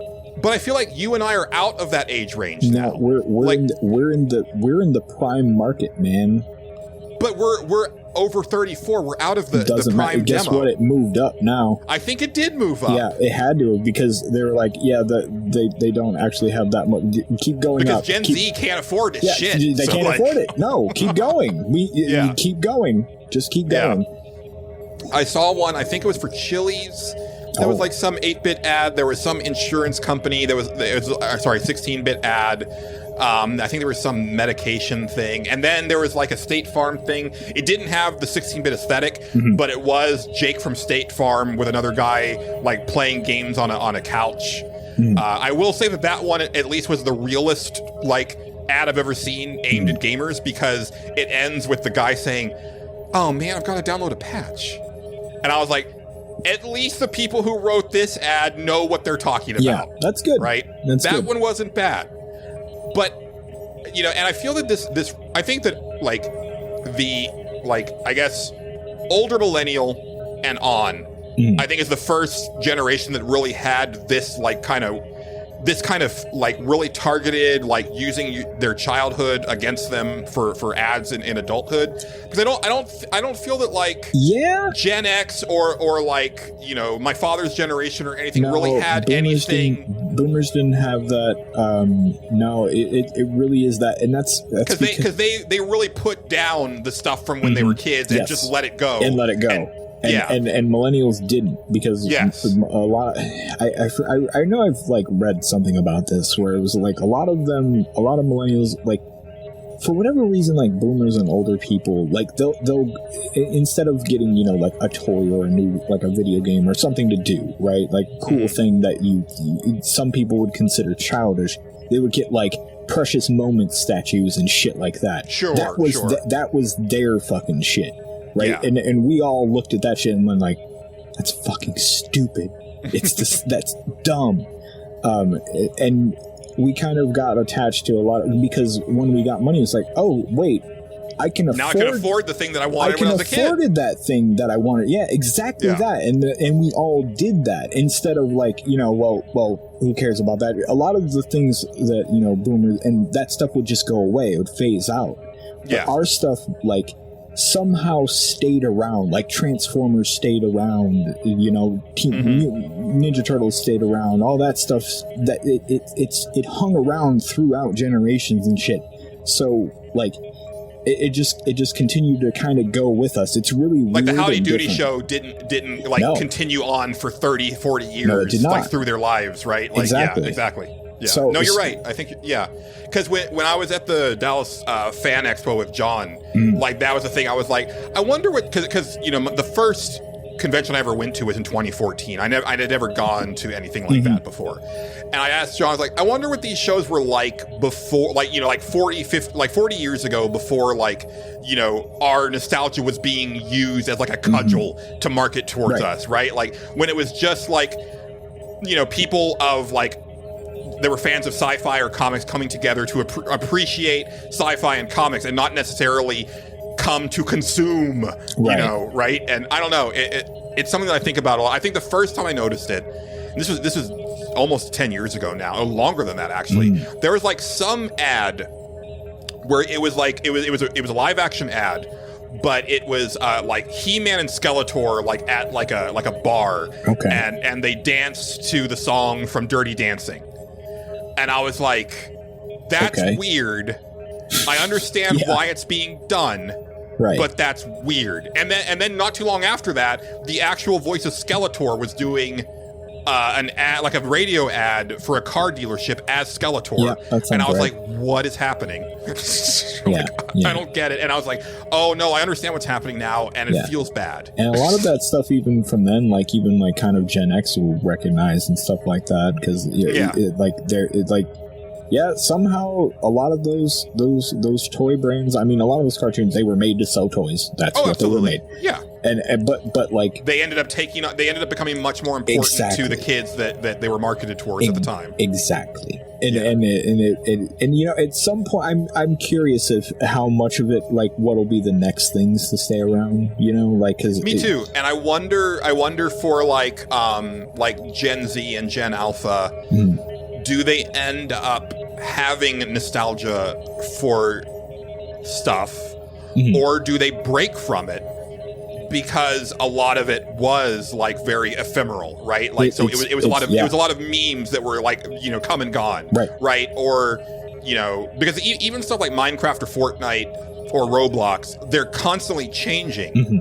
So, you know, do you then get nostalgic for a particular season of Fortnite, a particular mode of Fortnite that's no longer there? I think there is already Fortnite nostalgia in that way, where people are like, man, I miss season 3 when they had the water balloons. I don't know anything about Fortnite. Yeah. But yeah, after that, Fortnite lost its way. Yeah, exactly. There's already, I mean, think about it, like there was that for World of Warcraft, and like, yeah, definitely, you know, shit like that. It's gonna, there's probably gonna be in the. But now it'll be like one of two things: either companies will recognize it, or they'll go, "Nah, well, we don't care," and the fans will just go, "Well, we'll do it. We'll roll it back to that patch or whatever. I have a spare copy of that exact thing, and we'll just do it ourselves." And all this other weirdo bullshit. People are weird. They'll do whatever they want, I guess. But yeah, it's interesting. It's interesting. Yeah. I'll be interested to see like kind of what, you know, the next couple of generations are kind of like as they get older, because like, you know, one of the things that I've seen is that like Gen Z, especially older Gen Z, like the ones that are hitting their mid-20s and stuff like that, very much like adverse to sexual content, which I find interesting. I do right? too.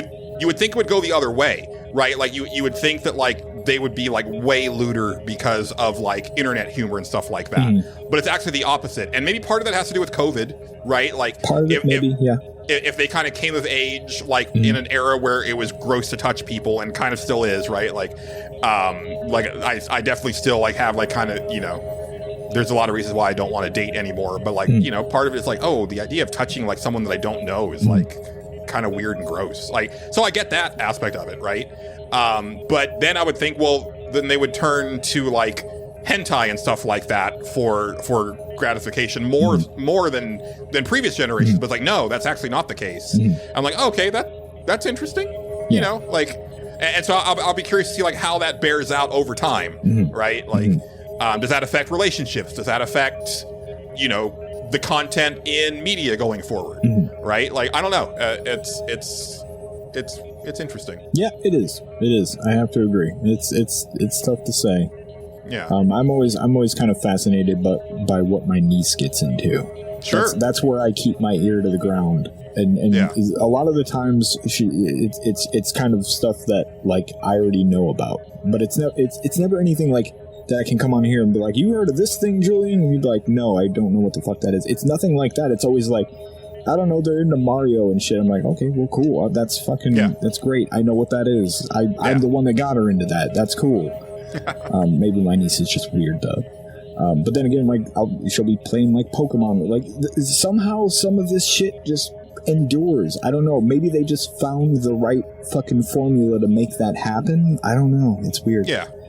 And I think, you know, I think people, you know, people our age who follow the games industry kind of wring their hands about, you know, will the kids who grew up on Roblox and Fortnite and Minecraft that only play that, will they actually convert over to like other games, right, and become like gamers? And I think there will always be people who are fascinated by video games and get into video games and enjoy video games. But I think those were the people who would have done that anyway. Yes. The ones who only get into Minecraft or Roblox and move away from it are the ones who probably also, don't care about, toys after a certain age. It's a social experience for them. It's the almost the equivalent. But it's the thing that you did as a kid, and then they grow out of it. Or even this equivalent. It's like our generation's version of like, he plays video games, but he only plays Call of Duty. That's it. Right. They're going to have their one game, and that's how they relax, and that's all they play, and that's it. And that's what they do. And all the other stuff they have no idea about. Like, if you've never talked to somebody who is like what I would consider the Call of Duty player, do it. Like, just mention one other video game and make sure it's something that doesn't have a television show, because they'll know about it. They'll just look at you bewildered. It's fascinating. And then you can go from there, whatever happens. But most of the time, their first question is if they ask you if you play video games, which they will ask you a lot of time, and you say yes, and I'm like, oh right, so like Call of Duty and stuff. I was like, no, buddy. That's the worst part is because like and then it'll be like, what about Madden? It's like no, and then it's like, well, what do you like? And then it's like, oh boy, I like Final Fantasy, and they're like, what's that? And it's like, exactly, oh, no. and it's a spiral. It's a spiral of a conversation. It's terrible. Yes. But like, those people will be like that, and they're mainly there for the social experience. That's what the Call of Duty people are there for. They're there for the social experience. There was probably like a friend or two that they get on there and play with. My brother-in-law is one of those people. He gets on 2K. He has like his crew on 2K, and that's who he is talking to. NBA 2K. He gets on there, and that's what he's doing. He's talking shit and playing basketball and getting banned from things. I don't know what the fuck the guy does. But yeah, like that's it's a social thing for a lot of people, and that's it's a different tier of gaming than probably people listening to this show are really used to. So that's the thing. Yeah. I don't have much that we're in space, but I would ask this to continue a thing. I was having a conversation about the rapper Snow yesterday, and then I thought more about it today because it's been lingering on my mind for some reason. And the question is, okay, so when he says licky boom boom down, is he talking about, does he want the detective to lick his ass? Is that what he's saying? That's how I interpret that. Okay, all right. Yeah. Because that's the lyrics are really confusing. Yeah. Yeah. I was also thinking, because, you were reading them, and there was someone in your chat who, like, I guess was, like, actually knew a lot about Snow. Which was great. I'm glad. Yeah. I'm glad I attract that crowd. That's my shit. Let's go. Because I don't know how I feel about this, and I'm probably not the right person to even comment on it, because I am of mixed race. But there's a part where he says that he's like Jamaican. He's from the ghetto. And apparently it's because he grew up in a Jamaican neighborhood. But he's white. But then I was like, but there are listeners who thought you were black because of, and it's really because of like where, like the neighborhood you grew up in, right? That's just how everybody talks. I think it's one thing to do that, and it's another thing to claim it in a song. Yeah, and I that's the part where I think I'm a little because you would not say that, I would not get on a song that I was dead serious about and be like, yo, I'm from the streets. Like, right, exactly. Absolutely not. I am not from the... Even if you might have adopted some of the slang and the dialect. No. Like, not doing that. No. And I think that's kind of where I ended up on that, where I was like, no, that still doesn't seem like you should do that. Well, Snow got... Somebody told the cop that Snow stabbed somebody, but he didn't do it. Yeah. And now he wants the cop to lick his butt. I think that's it. I think that's the lyrics. Yeah. Although to me it sounds like he says, I'll lick your boom boom down. I'll lick your boom boom down. Let's look it up again. And to me it's like, does that mean that he wants to lick the detective's asshole? Like, is he trying to bribe the detective with oral pleasure? No, I mean, maybe. I don't know. I mean, in the 90s, you would have more offered a blowjob, because like I feel like ass play is like a more modern thing. Well, it's a licky boom boom down. Oh, a licky. Okay, not I licky. No, not I licky. A licky. A lot of it is There's a lot of in front of it. Like this verse, for example. Police, them, they come and they blow down me door. One come crawl true my window. So they put me in the back the car at the station. From that point on, me reached my destination. I kind of also reject writing the lyrics in the dialect. Like, I'm not sure if that was Snow's choice or not, because he didn't. That's he didn't true. Have, it could have been have, whoever posted the lyrics might have just like posted it as it sounds. Yeah, I think that's what they did, and they're all like that. I looked at multiple sources before I started doing this yesterday, because I was like, somebody had to have wrote it like a normal person, right? And no, they're all like that. Yeah, it's a whole thing. Yeah. Well, okay. Well, this one's a little bit more. One him come crawl through my window, not true. So that's a little bit more normal. Said a word. Looked down me pants. Well, true is a word. It's just not the right one. Looked up me bottom. Yeah. Okay. Well, that's it. That's it for me. Can we go? Yeah. Let's go home. All right. Let's go. Yeah.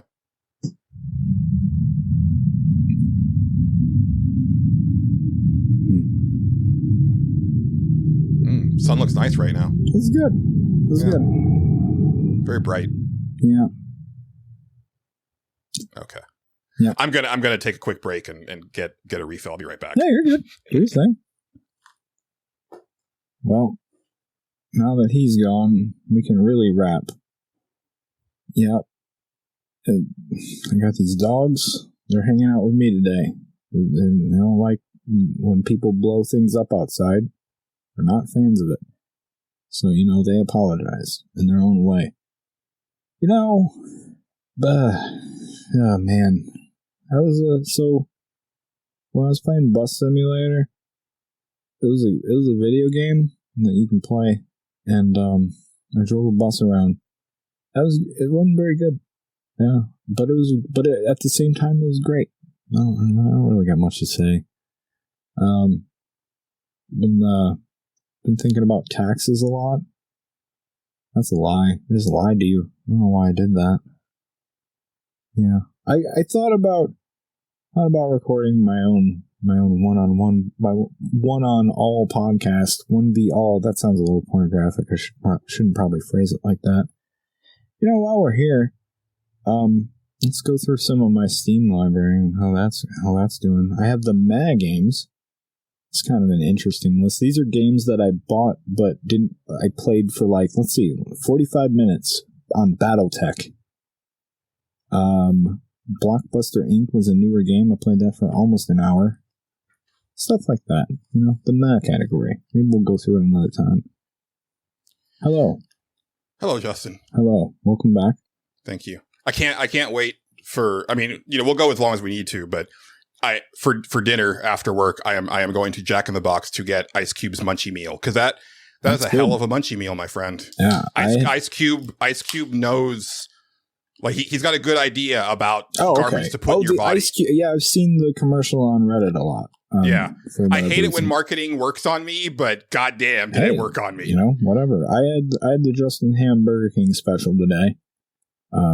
It's where you buy fish sandwiches and you douse them in vinegar. Okay. It's really good. Yeah. You are a fan of vinegar on your fish. I know that. Yeah. I'm a fan of vinegar on things that you should put vinegar on, but also things you probably shouldn't put vinegar on. Anything fried just about. You're probably good. You would be right at home in Canada. Apparently they have the vinegar on the tables at restaurants. Yeah, I'm telling you. It's like a regular condiment in Canada. Yeah. I separated at birth. Should have been born in Canada. I'm right there. I can cross the lake. Yeah. I could see you in a denim outfit, honestly. I don't even need denim. I wear plaid in the wintertime. That's all I wear. You're almost there. It's fine. I'll be all right. Yeah. I got the phase of saying A after everything for a while. It happens to us all. Maybe it doesn't. I don't know. Yeah. You're about that life. Yeah. Don't start doing it. I'm not kidding you. It will stick. You think I'm fooling out there. go and do it. Go and do it for a little while.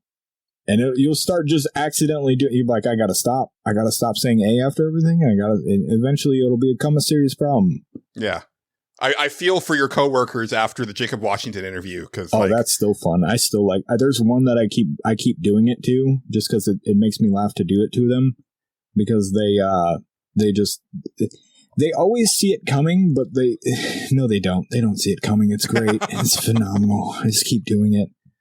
And I do it when we're just like having a really mundane conversation. It's great. Yeah. That accent sticks. It's bad. I enjoy doing that to people. My friend Shanna hates my Peter Griffin voice. Mm. And there was a period there. I don't know if you ever saw the episode where he was singing Bird is the Word. Oh yeah. Very famous episode. And like she would fall for it every time where I would say, oh, you haven't heard? And she's like, heard what? And I'd be like, well, I would go into the thing and like she would kick herself every time. But like she fell for it every time. That's pretty good. That's good. That's good. It was a lot of fun. That is good. See, I don't even do that. I just wait till they ask me something and then I respond in that voice. And then it takes them like a couple sentences to realize that it's happening, which is fun. Yeah. Yeah. Well, I've got two last things before we do questions, comments, and concerns, Justin. That's fine. I played a game that came out on Game Pass last week. Okay. Called Still Wakes the Deep. Now, I've seen that. Yeah, I don't know anything about it, but yeah, I've seen it around. For listeners, and if you hadn't remembered, this is a game that was shown, I think, maybe 2 years ago at like, not E3. Mm-hmm. And it was a thing where it was like, okay, I have no idea what this game is, because even in the first reveal, I think they showed mostly concept art. Like there's very little to the trailer. And then nothing. And then it's out. Mm-hmm. Like it was the strangest thing. Like when I saw it pop up on Game Pass, I was like, wait, okay, so what is this? Because I don't even know. Mm-hmm. It is a first-person horror game. It is by the studio that made Amnesia, the Machine for Pigs. Oh, like the second Amnesia game. Yeah, gotcha. They've done a couple other things, but that's like kind of the big thing that they're known for. It takes place in 1975 on an oil rig just off of the coast of Scotland. Yes.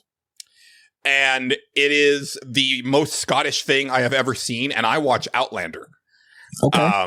It is so Scottish, Justin, that the game has subtitles on by default. Okay. And they translate the Scottish slang into English slang to help you out. That's good.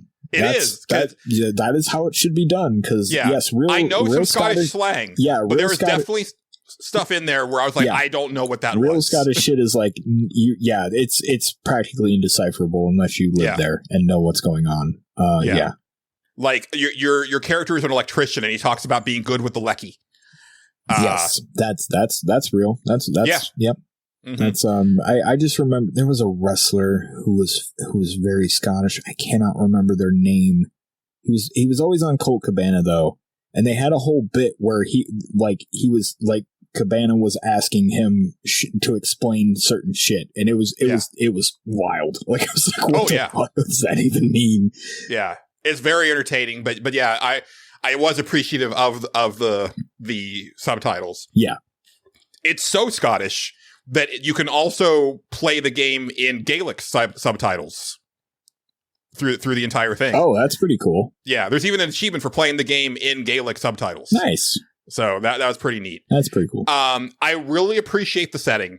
Mm-hmm. I think so we watched a lot of movies when I was in Colorado, and we ended up watching. So there's a podcast I started listening to called Red Shirt Cinema Club, which is done by the three founders of PlayStation Access. Mm-hmm. And basically the concept is two of them are huge Star Trek fans.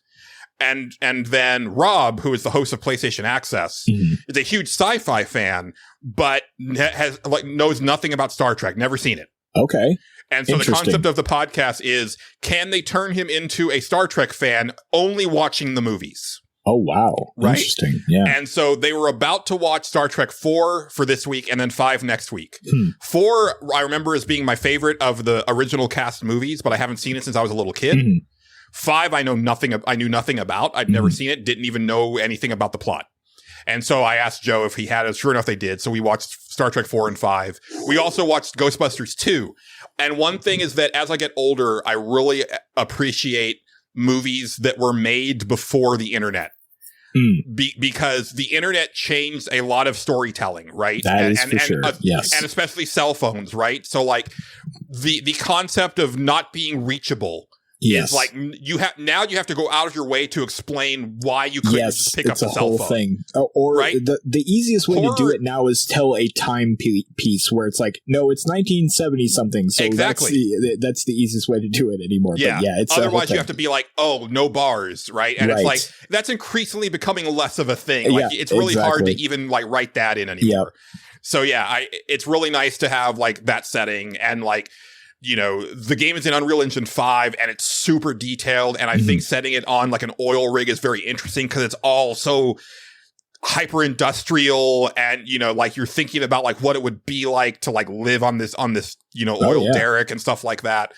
And also just like how isolated it is. That like the second time, like the first 2 times I went to a strip club was with the girl I was dating at the time.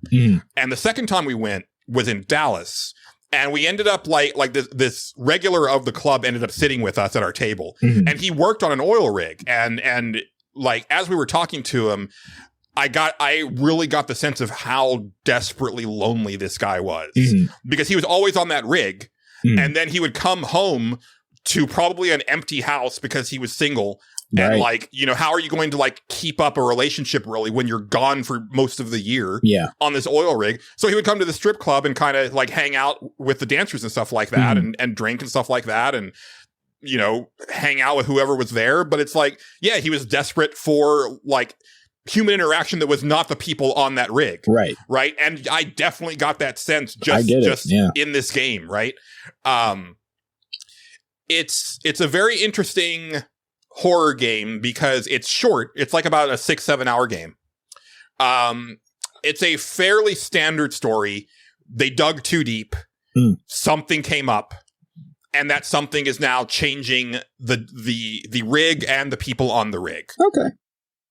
I would be surprised if they never do a VR version of this game because it feels designed for VR. It feels much more like an experience than an actual game that you play. Okay, got it. Because it's a very, you know, there's not really any exploration. You're really much going forward all the time. Got it. There's no combat. And I honestly think this is one of those times, I know a lot of people think that having combat in a horror game reduces the tension. But I think in a game like this, it actually would have ratcheted the tension up because anytime that you encounter like one of the monsters, you know, all you have to do is run. Right. And because there's not really a way to get lost, you just kind of have to move in the direction to get away from the thing and you're fine. Where I think if there were monsters that you had to shoot because it's narrow corridors and there's not really a way around, and then occasionally you have more of the boss enemies that are like the transformed crew members, because they are very weird. And I don't want to get too deep into it, but they reminded me a lot of the creature that you control in that indie game Carrion. Because they have a lot of like tendrils like sloughing off of them, and they're not moving in like a bipedal fashion. So it makes them extra creepy. And if maybe those were the ones that you couldn't fight and you had to run from, but then there were like lesser enemies that you did have to fight and worry about like resources and stuff like that, I think it actually would have added something to the overall game. You could be right. It could be also, I don't know how big their team is. They might not have been able to do all that too. That's the weird thing. I expected when I got to the credits that it's going to be like a super small team. Okay. Those credits went on for a long time, dude. Interesting. It made me really realize just how difficult it is to make even a small game like this in today's day and age. Sure.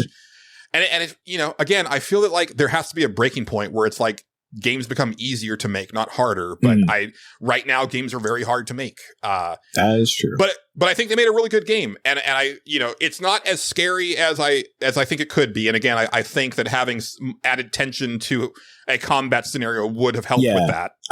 I do agree with you actually on that. It's not for every horror game. There are some horror games that I think benefit from being powerless. Yes. But those games tend to be more open-ended, where there's ways where you can actually hide or get around things. But here, there's really only one way to get around anything in any one scenario. Right. So that's I think where, you know, yeah, it ends so, up so you feeling know more like you an just experience. have to run away, right? Exactly.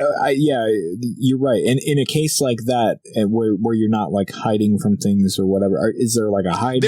There is a hide mechanic. Like the only thing that you can really do is you can pick up things to like throw to like. They're very audio based. Oh, it's one of so that you know, throw thing. something Yeah. across the room to get them to, you know, where that you want them, Yeah, and then move around. Yeah, I gotcha. The only times that I ever like died or got caught was really just because I got hung up on geometry, or you know, the game definitely felt like it was like falling apart towards the end, where like it was just like glitching in ways that it was like, oh, I just have to reload the game, like quit and reload the game, and then it's fine. Yeah, that's sort of what survival horror like does. This sounds just straight up horror. Once you, but like, there's no survival element to it. No. You're not worrying about health or resources or any of that. I guess once you end up, you know, adding combat to it, then it kind of becomes that issue. Or if you only have a select number of shots and you have to kind of choose which ones wisely or whatever. You know? Yeah, I think that would have done wonders for this game. Like if you do find like a pistol that someone had in their locker for self-defense, but it only had like 15 rounds. You know what game does that actually really well? The newest Amnesia game, and I cannot remember what it's called off the top of my head, but it's like you're in like a war bunker. And like you have a revolver and you can count the fucking bullets in that revolver, and that's all you got. And a lot of it is, and you're trying to out trick whatever. I don't think you can kill the thing going after you, but like you have to use it. You have to know when you shoot that thing that stuff's going to come for you. Like it did a pretty cool job with stuff like that. Yeah. I think it's extremely well acted and well voiced, or well, that's the same thing. Yeah, it's well written. Like the dialogue is really good. You know, I actually really liked the ending. Cool. I do think it's worth playing. Again, it's on Game Pass. I think it's $30 if you want to buy it, which I think is probably still slightly steep for what it is. But I would say if you don't have Game Pass, but you find it on a sale, by all means check it out, because I think it is worth experiencing. And again, I use that word purposefully because it is very much an experience more than a video game. But it is an interesting experience because even outside of VR, you get the sense of VR presence that you have when you're in VR, because like your character's body is present. So when you look down, you see you, and like, you know, there are parts where you're climbing on these precarious like scaffold pieces, like looking down into the ocean, right? Like it's a very dizzying type of thing. You know, the setting is used like to like an immaculate degree. Like it's very well executed.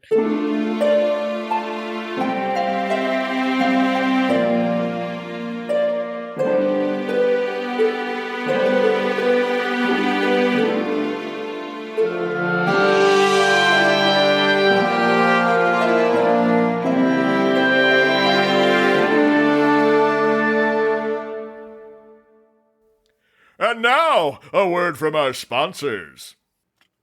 It's me, Mario. I am Mario. How you going? Look, I'm running for Republican presidential nomination. Maybe anything like me. You tired of your princess getting kidnapped by an asshole? Turtle. You vote for Mario, and I'll make sure to put a stop to princess kidnapping. No more troll racing or lava pits. Just to hear, oh, she's in that, where's she at? Another castle? Fuck it. Bullshit. And then you do find her, and it's, let me just say, she's going in some pipes with somebody else. Not too crazy about leaving. Okay. Oh, let me get my stuff. Oh no, hold on. Oh, this is a good episode. You save friends. You're here to stay. You gotta. Anyway. No, nobody should have to deal with that. No man, especially. No man, and that's what I'm talking to. I deal with that 15 fucking times. I know where you're at, boys. So vote for Mario, capiche? Okay. Buona noche. Cool. So that is still Wakes the Deep. The last thing that I did, I just did this today. I finished the main story quest of Endwalker for Final Fantasy XIV. Oh, all right. Cool. Now, I'm not going to go into major spoilers, but there will be slight spoilers. So if you are playing Final Fantasy XIV and you want nothing to do with Endwalker talk, I would say, take a moment, look in the show notes, and just skip to the timestamp for questions, comments, and concerns, which is what's going to be after this. This was a long time coming. It took a really long time for us to get through Endwalker. To the point that it was a little more disjointed than, some of the stuff. But at the same time, I think it was still really darn effective. I had read an interview with Yoshi P at a point where he said that the pandemic actually caused them to rewrite parts of Endwalker. Oh. And it definitely shows. Yeah. Like there's a point in Endwalker where, because the whole big thrust of this is that the final days are approaching, which had come before for a previous civilization.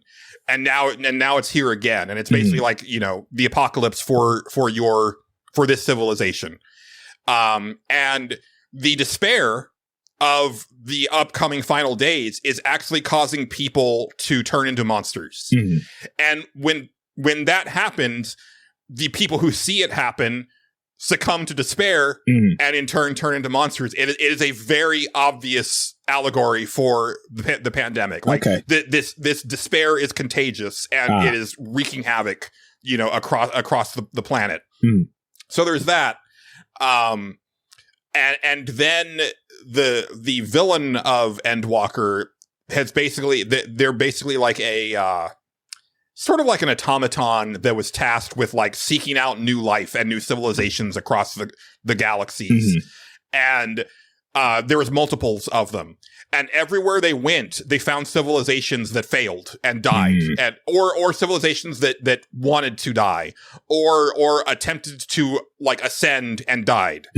And they all came to the conclusion that this is just the way of biological life. And, why not just usher everybody to the end if this is all it's going to be anyway? Right? What's the point in anything? And in the last section of the game, you're actually seeing whispers of previous civilizations that are long dead, but they've been recreated by this entity. And there is this one group of people where they had transcended physical form into more of like an energy form. But then at a certain point, they wanted to go back to having a physical form. But as they were doing all this research, they learned that the universe was going to come to an end no matter what, right? The heat death of the universe was going to happen. And at a certain point, there would be no life anywhere in the universe. And it ended their civilization because they were like, well, what's the point in anything? It's all going to come to an end. And we have actually engineered ourselves to be able to live long enough to see that. And we don't want to see that. And there was one bit of dialogue that hit me so hard, Justin, because I think it really speaks to how I feel about the world and where we're going. But, and I'm going to paraphrase, I don't have the exact quote, but it was something like, in times of despair, we turn to the past, but knowing that no one would ever turn to our present, we despaired because we were the end. And that hit me so hard. Yeah.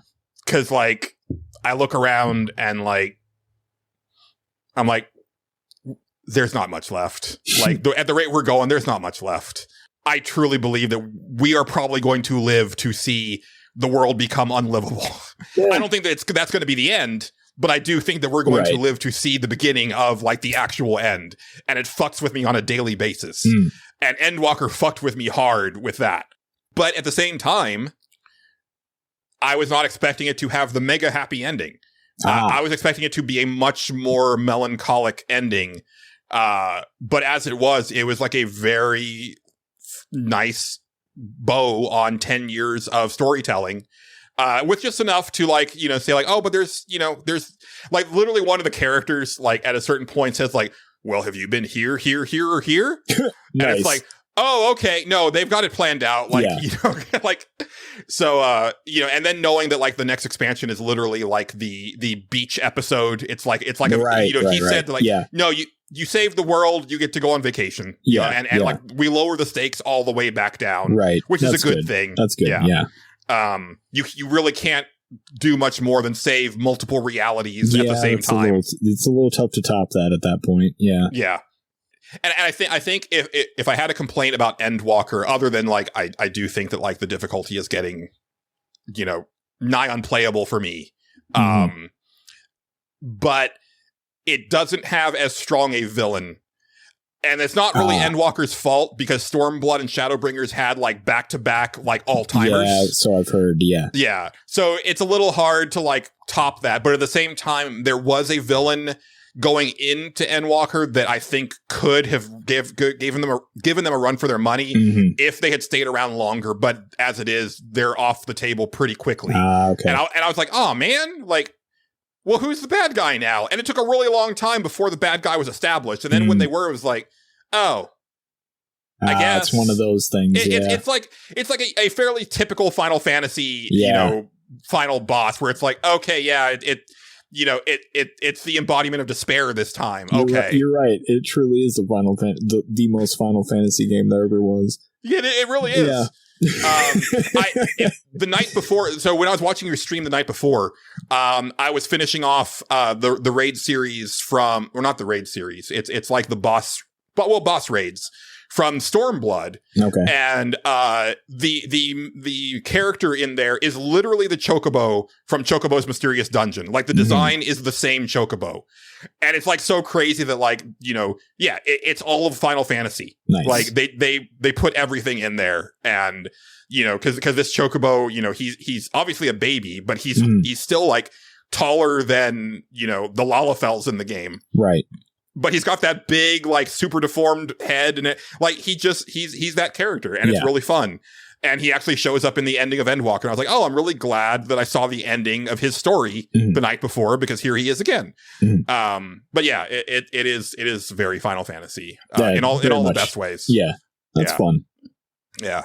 Also, like, there's I know I told you last time I talked about Endwalker, but there's a handful of bosses in Endwalker that are Amano's art ripped from the page in the best way, including the final boss. I was like, that is just a piece of Amano artwork in 3D, and it's so cool. Yeah, that's cool.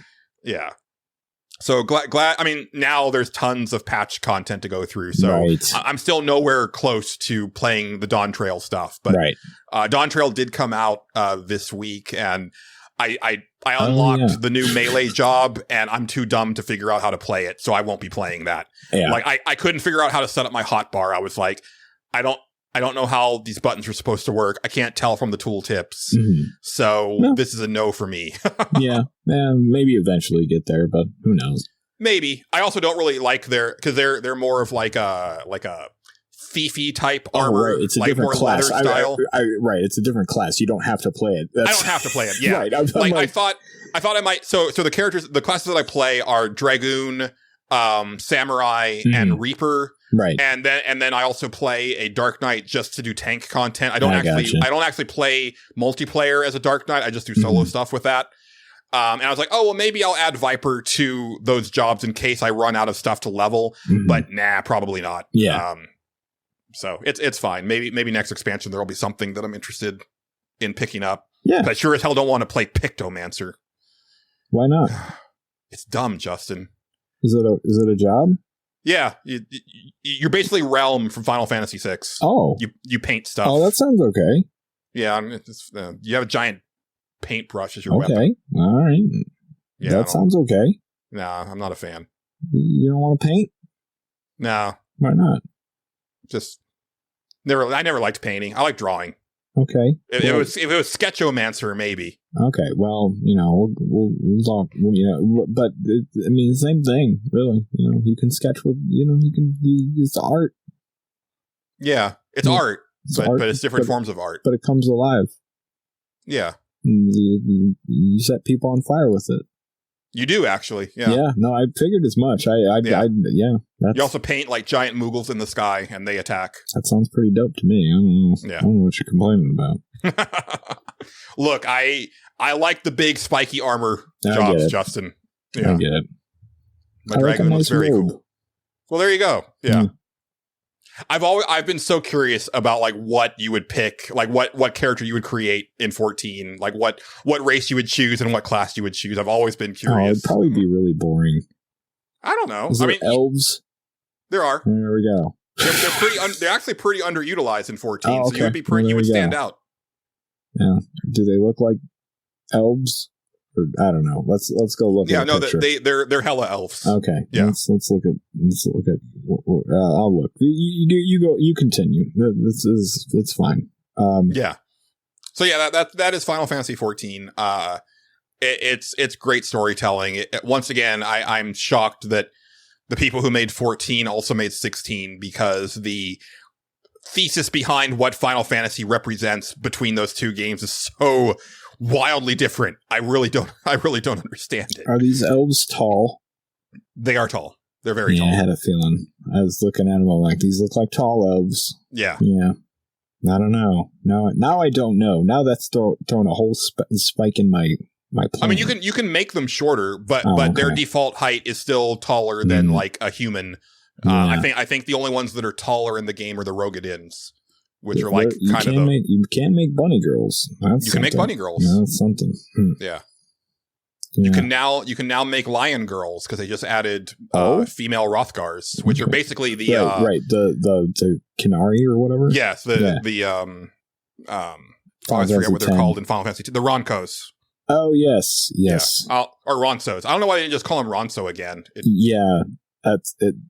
It seems like a slam dunk, but because they called the Vieras Viera still. Right. So that's weird, right? Yeah. I guess because it's in a different place. I don't know. I guess. I also don't know why they didn't just keep the race names from Final Fantasy XI because it's the same races, just slightly different designs. Yeah. Because I like the name Taru Taru way better than Lalafell. Yeah, that's not great. I definitely don't think I'd pick one of those. The Lalafells? Yeah, I don't think I'd do that. I don't know. There's a picture here. But I don't think this is all of them. There's only like 6-7 people here. There's the little guy. I think that's an elf lady. That's about right. There's a man with horns. There's a bunny man. There's another man. There's another lady. And I think that's a lion guy. I don't really know. Yeah, so you've got humans, elves, toddlers, cat people, dragon people, tall orc-like people. Yeah, and then there's lion people. Okay. And bunny people. All right. Okay. Yeah, I don't know. The elves are pretty appealing now that I look at them all next to each other because everybody else is tall too, so fuck it. All right. Cat people aren't very tall, and the female dragons are pretty short, and then of course the Lalafells are, like 3 feet tall. I'm good. Yeah. I'm good on all that. Yeah. That's all I got, Julian. Yeah. That's all I've got. Yeah. So why don't we address some questions, comments, and concerns? Right. Thank God we have something else, yeah. Yeah. It's not like, I mean, the show is plenty long, but it's fine, yeah.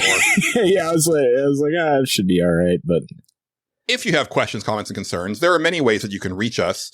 You can email us. The email address is thestageselectpod@gmail.com. You can DM us on Twitter @stageselectpod.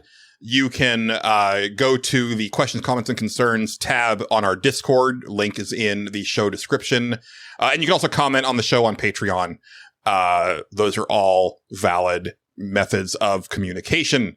We will start off with emails. Okay. This first one comes to us from Casey Curran, and it is a question for you, Justin. Yeah. He says, in the film Willy Wonka and the Chocolate Factory, Willy Wonka, played by Gene Wilder, asks, where is the fancy bread in the heart or in the head? Okay. Do you think that he was referring to the source of fancy manners being created or bred? Or do you think he's asking what's the key to baking fancy bread? Oh, I see. He's not sure which bread. Yeah, he's asking what type of bread. Yeah, yes. Okay. Got in it. the heart or in the head. And he's also asking where it's at, right? So I don't think it's BRED. I think it's I'm inclined to agree based on context. Yeah, reading it again, it's just like, where's the fancy bread? Yeah, in the heart or in the head. Okay, that would be... This is a riddle shit. Also, I would like to point out I've never actually sat down and watched Willy Wonka and the Chocolate Factory all the way through, and I don't care to. I know it's Depression era setting, so it being bread that you would bake makes sense to me. Uh-huh. Yeah. And then it's just a matter of I think it's actually a matter of opinion, right? Like, it is the fancy bread in your heart or in your mind. I think right? I think he's asking do you know the recipe to fancy bread, or is it just something you feel in your heart? You put all your heart and soul into making the fancy bread. I think that's kind of the question there. Yeah. But maybe I'm wrong. That would be my take on it. That works for me. Okay, good. I don't know the last time that I actually saw that movie. Again, I've never seen it.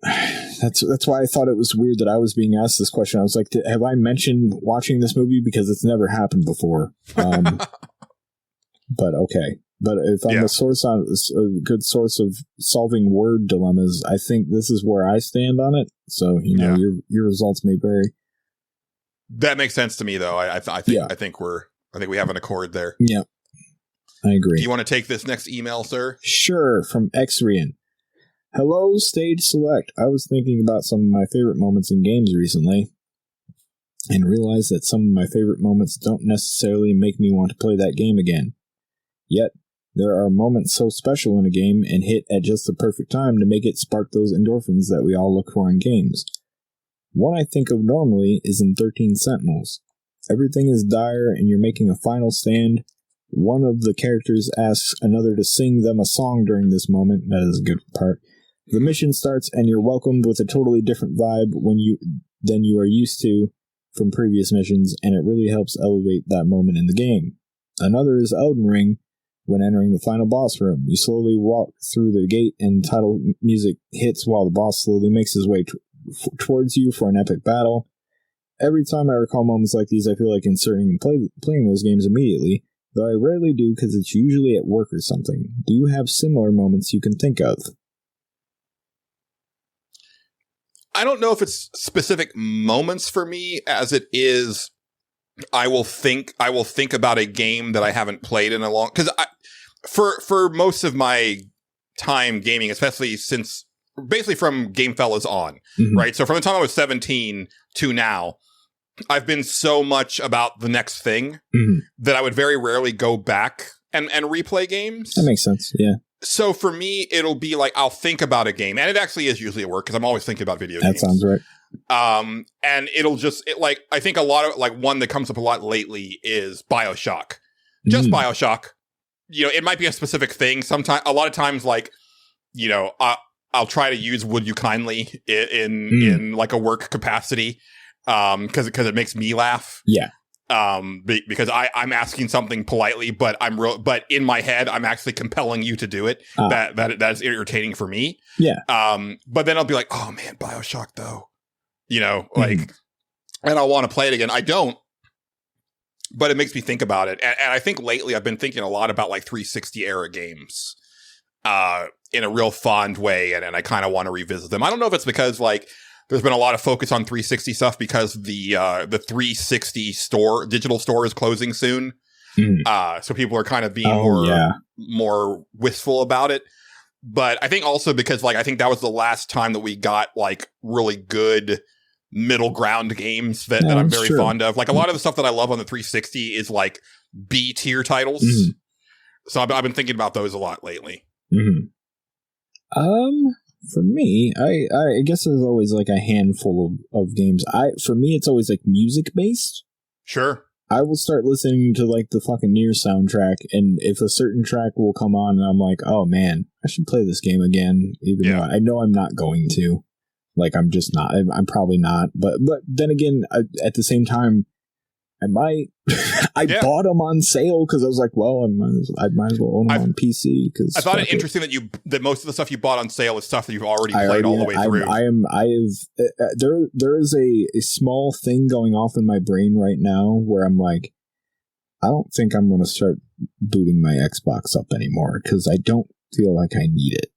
So I'm kind of starting to move everything over from there to PC. You are transitioning fully from Yeah. like from console to the PC master race. Yeah, it's starting to happen a little bit. And maybe like there are definitely like, we'll see all their exclusives on Xbox are on PC too, so I can just play them there. But PlayStation, I still have to boot up because they have their own stuff that I can't get on there. Like I can't play Rebirth on there and all that stuff. So that's all a thing. But yeah, there is. But like, you don't like dealing with the PC Game Pass stuff though. No, and there's a lot of stuff on hard, Game though. Pass. It's not hard though. You just have to boot up the Xbox app. It's really easy to do. I did it with Eiyuden Chronicle. That's how I played it on PC Game Pass. So it wasn't too bad. But it's not my favorite way to play it, but yeah, it's fine. Totally fine. And also, I mean, I have the Xbox there. It still works. It still does stuff. Yeah. But like there's a certain point, like after they closed that stuff, I was like, I kind of side-eyed them a little bit. Like, I'm not going to lie. That made me side-eye them a little bit. I was like, I don't know what you guys are doing over there, but I'm going to fucking slowly go over here. Right. it really kind of did that for me. You totally did the Homer in the bushes thing. Yeah, I really did. I was like, I'm going to go over here. And that's where I think I'm going to be playing my video games at for the most part now. That's fair. But anyway, I digress. Music does this a lot for me. I'm trying to think of other stuff. Disco Elysium, I get this happens to me because something will often remind me of it. Yeah, and I think about replaying Disco Elysium a lot. Yeah. And I'm always thinking about replaying Mass Effect. Mm-hmm. Like that's always like a thing that I want to go back and do. Yeah. I'll come up with an idea for a shepherd and I'm like, ooh, right, that's cool. Sometimes I just see Baldur's Gate flipping through things. I'm like, I could go for that right now. It wouldn't be too bad. But Disco Elysium is one where like just completely out of context, just at work, doing whatever. I'll just think about something that somebody said in that game or something that happened in it. And I'll be like, man, I should play that game again. Like, and it's also not the time sink to Baldur's Gate 3 is, right? Like you can go through Disco Elysium in like 30 hours and it's fine. Exactly. So, yeah. I will say that there are certain moments that I'll think about games that make me not want to play them. Yeah, on the opposite. I really want to like play through Death Stranding all the way through again, but the goddamn mountains part, like I think about that, I'm like, oh, I don't want to do that again, man. Mm-hmm. That was rough. Yeah.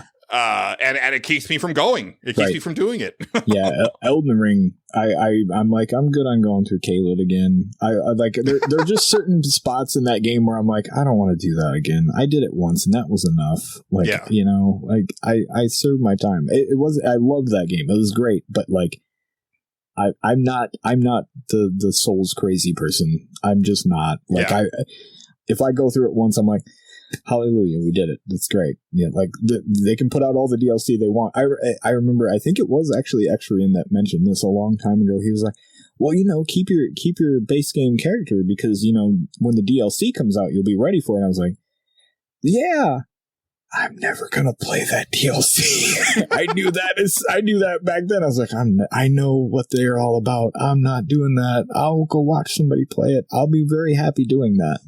Yeah. But yeah, that's not my scene, man.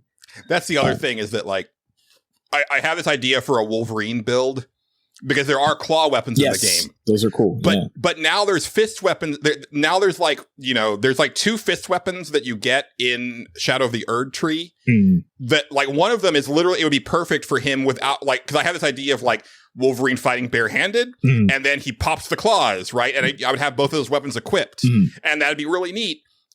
But in order to do that, I've got to get that character, more than halfway through the game, right? And beat Moog, and it's like I don't want to do that again. That's a lot. Yeah, that's a lot.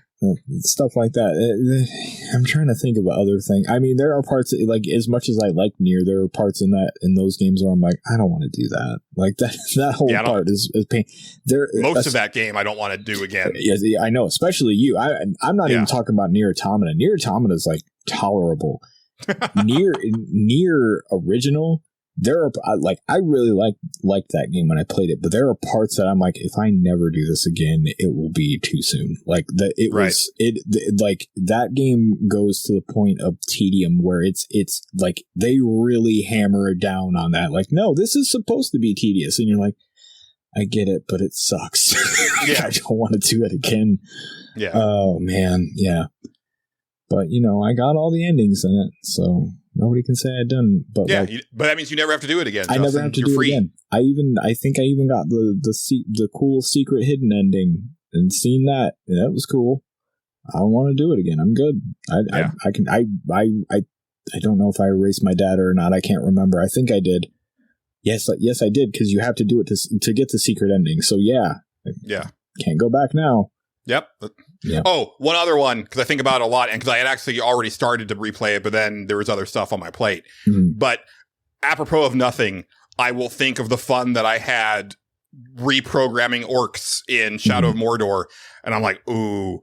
But what if I did that again and just like took command of like the entire like first rung of these like orcs in this area and then had them turn on their master? That's so much fun. Yeah. It's so good. Yeah. Yeah. Yeah. That's cool. Yeah. Yeah. All right. Well, heading on over to the Discord, the first one we have here, I'm actually going to say, I'm going to have to remind myself that we have a question for Sherwin Williams in questions, comments, and concerns, because keep that in the back pocket. Yeah. Yes. So I'll start off with this one from Daft Man, which is more of a comment, but he says, I know you want to keep the show more or less timeless, but I do miss the news episodes of NWP. I don't have time to follow the industry as closely as I used to. Those episodes always had at least a few stories that I'd missed, and I always appreciate your take and perspective on things.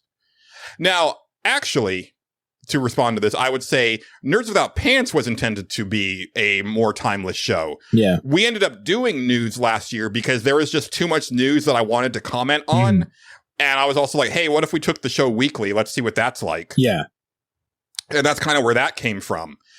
The Stage Select is actually the show where it's whatever we want to do when we want to do it. Yeah, that's pretty much it. Yeah. And we have covered news, and we, a couple weeks ago, we did like the big like E3 announcement type thing, right? Like, we've talked about news on the show. It's more of like when I feel like talking about it. The problem is that all the news this year has been depressing. It's been really depressing or just like nothing. Like, there's a lot of depressing stuff that's like, yeah. I don't want to talk about like every studio that closes every week, right? Like it's not, we're trying to keep the show fun. Now there are times when we definitely will, especially if, so there was one thing that I'll probably save it for next week, but like there was something I heard on the Jeff Gerstmann show on the way home where I was just kind of like livid. Because it's like someone asked him a question and I was like, I can't believe that Jeff didn't counter like this person's opinion because it's actually wrong. Okay. Like, it's not even an opinion. It's actually just wrong information that this person has. But anyway, like, there are times when stuff like that comes up where I want to talk about it and we talk about it. Right. Right. And also, times when we don't have shit to say, like that's a good time for us to talk about news. Like if we didn't really play anything that week, I think probably the Rumor Rodeo, like we'll need to come back a little more. I think there was a Rumor Rodeo that I had and I forget what it was. So I forgot about it, but I'll, if it comes up, if I think about it, that's another, man, the Rumor Rodeo has been really boring this year. Yeah, there's that too. Yeah. Yeah. Like it's just been like, I mean, we had it right before E3 or whatever, like, E3 with quotation marks on it. Yeah. And now we're in like the kind of the dormant news part of the year, right? Like after all the big reveals, things slow down for about a month or two. There just wasn't much going on. Like it was just like, I don't know. And we covered the Nintendo Direct, right? Yeah. So like that was like the last big thing. Yeah. And it's been kind of quiet or again bad. Yeah, it's been a weird year so far. So yeah, I'm kind of glad we'll cover things when they're big and cool. Or we have something to say. Exactly. And that's the thing is like last year I had a lot that I wanted to say. This year less so far. And I think it's because like last year I definitely had like a lot. Like for me, I had a lot of like differing opinions on stuff that was happening than most people were reporting. This year, it's like, yeah, I agree. Everything sucks, right? I'm not like, well, actually, like, it's a good thing that these studios were closing. It's like, no, it's not. It's not. It's not great, The only thing that I had, when Microsoft closed down Tango, like, my thing was like, well, yeah, that actually makes sense, right? And I don't understand why people are like saying that it doesn't make sense, like Well, it Microsoft made it not make sense when they're like, we need more games like this one that they made. That's like, okay, wait, what? Like it makes sense up to that point, and then you're like, wait, no, you made it not make sense anymore. Okay, great.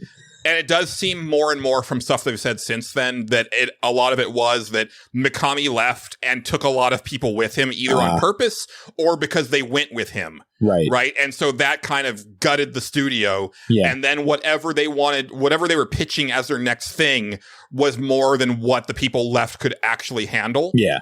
But I still maintain, so just staff back up and do the thing. So hire more people, you know, especially now that you have a clear vision of what you want to do and where you want to take the things and stuff like that. You have something under your belt that kind of has, a ground, like a claim under it, I would say, like you have maybe it is like, well, even if we staff up, like, we don't think that you can do that, but maybe do this instead, right? We've got this whole category. Right.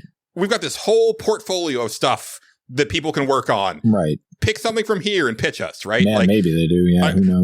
I really feel that they should not have closed any studios for like a good 3 to 4 years after this acquisition. Yeah, that was like it just looks bad. It looks bad. Yeah, absolutely does. Well, when was the acquisition? Or are we talking about the Activision thing? Oh, yes, the Activision thing. Yes, it does look really bad. Yeah, because it's just like, okay, well, we have them now. We don't need any of you. So exactly. Yeah. Great. That's been the news. Don't touch that dial. That's right. And then we have another one. Actually, let's hear these. I guess I think it's a 2-part long one from Dennis. All right, fun. He says, not sure where to put this, but I have some great, I think anyway, options for future suffer selects. So these are older games, and that's where real suffering occurs in gaming. I hope some of these get considered, as they have the worst gameplay that I can think of. Okay. Enjoy. Any random digital pictures game. I mean, I really love these, but know in my heart that they really truly suck. There are a bunch of them. They play best on the 3DO with the higher resolution and colors when available. But for you guys, I would suggest just sticking with the good old Sega CD. Supreme Warrior, Sewer Shark, Scotty Pippen Slam City, and of course Night Trap. All of these games have horrible gameplay and burn your eyes with their grainy low color FMV. But that's not all, gents. The worst game I have ever played on the Sega CD, and my top suggestion is Bram Stoker's Dracula. Oh my god, you were going to love this one. The movie was great if anyone has yet to see it. Just top tier actors and set design and special effects, really good. The box art was awesome, and looking on the back, I was expecting a great Castlevania type game with some of the FMV from the movie spliced in. Well, we got half of that game anyway. Enjoy, gentlemen. I mean, suffer. Okay. And he continues, also, I know how much you guys love video game music. How about a poke of the digital pictures make my video games? There were 4, Marky Mark and the Funky Bunch, NXS, Crisscross, and finally, if I recall correctly, Julian's favorite CNC Music Factory. That's more of a Justin thing. That's mine. I feel that playing through these in a themed music suffer select would be a great time, at least for us listeners, that is. I had a rich friend who had a lot of those. Yeah. I don't know. See, I don't know if this is suffering to me, because you give me CNC Music Factory, I'm pretty fucking happy. I'm going to tell you right now. There's that, and I think... So I'm not really open to doing stuff where we would have to emulate. And all of those we would, there's not a way to play those legally that I'm aware of. No, not that Night I know Trap of. you can. Night there is Trap, a recent release of Night Trap that you could play. Absolutely. Yeah. So that one's probably on the table. But I also don't think that see, the thing is that, and this comes into you guys having to kind of learn what pushes our buttons, right? I love me some cheesy FMV. I'm going to have a good time with Night Trap. I was going to say, have you considered playing Beauties They're All After Me? Because that was the worst FMV game I've ever played. I think I can handle just about anything. but at you the didn't same really time, suffer, no, right? I It was didn't. more of just like, this sucks. Yeah, it Right? sucks. Yeah. That's kind of the thing with FMV games. Like, there's no real. A lot of them don't have like actual gameplay. Some of them do, and some of them have like, and they're really annoying. From the Sega CD games, I think the ones that I would more gravitate towards because it seems like they suck to play is there's that one like martial arts one that I forget the name of on Sega CD, and then there's one with like an anime girl where it's almost like Dragon's Lair, where it's like you've got to have like split second timing, but it's Sega CD and really bad grainy FMV, so it's hard to get that split second timing. Right. Like those feel like suffering to me. Yeah, there's let's see, I'm trying to think FMV suffering. There's I think because like I love The Room, right, and like most FMV is like of that caliber or better. So like those aren't gonna break me. There's one that Nextlander's been playing recently that just moving in the game looks like an absolute nightmare. Trying to think, and they are on Steam. I looked into it. Yeah, Tex Murphy. Tex Murphy looks like it moves like shit. You have to move in that game. You have to click and drag the mouse, I believe, and it's an open environment. And sometimes things are timed. Yeah, that sounds like some suffering right there. Yeah. Oh man, at least I can't remember exactly how you the way it's made for old PCs. So, good luck with mouse sensitivity and shit. It's the whole thing. 50% off right now. You can buy all of the Tex Murphy games for $15. I am going to be actually doing the recommendations for the next Suffer Select. Okay, great. And the stuff that I have picked, they pain me to look at. Okay, good. I don't want to know what they are yet. No, you won't. It won't be until we record. Well, I guess you'll find out next week when we record the next Suffer Select. But I mean, that's when I should find out. Yeah. Yes. But whoo boy, that bad, huh? Yeah, right. There is some garbage out there, and there's other stuff that isn't actually garbage, but that can cause us physical pain. Yeah, so there was absolutely. one I need to go back in the chat, but like there's one that somebody like recommended in the Discord, and they're like, well, no, sorry, they said they were almost going to recommend it, but it had good Steam reviews, and it's like it may have like the highest Steam reviews in the history of mankind. I couldn't make it 30 seconds into the trailer, Justin. It made me want to shoot myself. What game is it? I don't remember. All I remember is that it was all about the memes. I remember seeing this now. Yeah. And that's the thing, right? Is that it may play great, but like the overall, like everything they're going for thematically and like aesthetically and humor wise, that makes me suffer. Right. So that's the thing is that, y'all are just going to have to get to know like what triggers us. I remember seeing that and I was like, man, you know what would really suck because I would hate playing it. That one game that the fucking Rick and Morty guy made. High on Life. Yeah. I played some of that. Yeah. Mm-hmm. There you go. I didn't want to play more of it. No. Yeah. But I will if that ends up being like what the listeners demand. If it comes up, what are you gonna do? Yeah, and again, very well reviewed, very well regarded. Yeah, I hate it. Yep. Yep. Sounds right. Yep. But hopefully you don't hate this podcast, listeners. Because I think that's a show, Justin. That's a show, Julian. I think so too. Yeah, I need to get an Ice Cube Munchie meal in my tummy. Yep. But thank you all for sticking in there. And again, apologies for missing a week. If you're on the free feed, hopefully you enjoyed that unlocked edition of the Suffer Select. And maybe you're interested in hearing more, which you can do over patreon.com. I hate to plug it more often, but like, dude, this has been a really bad year financially, and it just keeps getting worse and worse. American Express card. Visa. Yep. Perfect. I wish listeners could see the look of mirth on your face. I'm very happy with it. Heat. The movie Heat needs to be more represented in media. God damn it! I need to watch that. That is one of those like on the short list. That I hear nothing but amazing things about Heat. Oh, that's the wrong Heat. Oh, wait, is that not the heist movie? Julian, sit down. There are two versions of the movie Heat. There are two movies called Heat, I should say. Okay. There's one starring Burt Reynolds. That is not a good movie. Okay. There's one starring Pacino, right? Pacino and De Niro. That's an excellent movie. They couldn't be more opposite. Okay. One is kind of so bad it's amazing though. And that's what that's from. I enjoy those as well. So well, maybe I should watch that Heat. You should watch both Heats. Watch them back to back and see. There you go. See what you have a 5 hour movie. It's too hot to handle. Too hot to handle. Yeah. Too cold to hold. Yep. Oh man, that was one of the things that was really fun about watching Ghostbusters 2 again, is that era of like late 80s into early 90s where like every movie had to have like a dedicated hip hop song made just for the movie that is about the movie.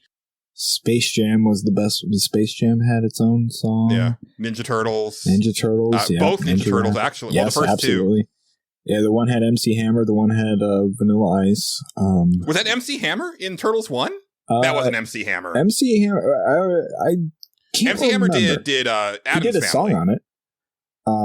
There's 100% a song by MC Hammer on the Ninja Turtles soundtrack. Oh, but I don't think he's the one that did TURTLE Power.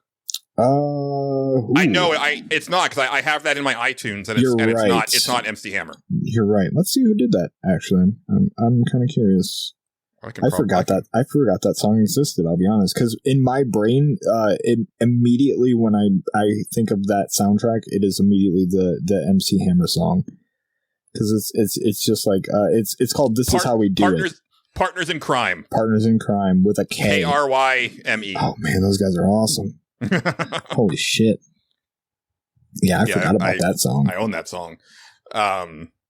Yeah, but that was a fun time. And actually, Bobby Brown, he has a cameo in Ghostbusters 2.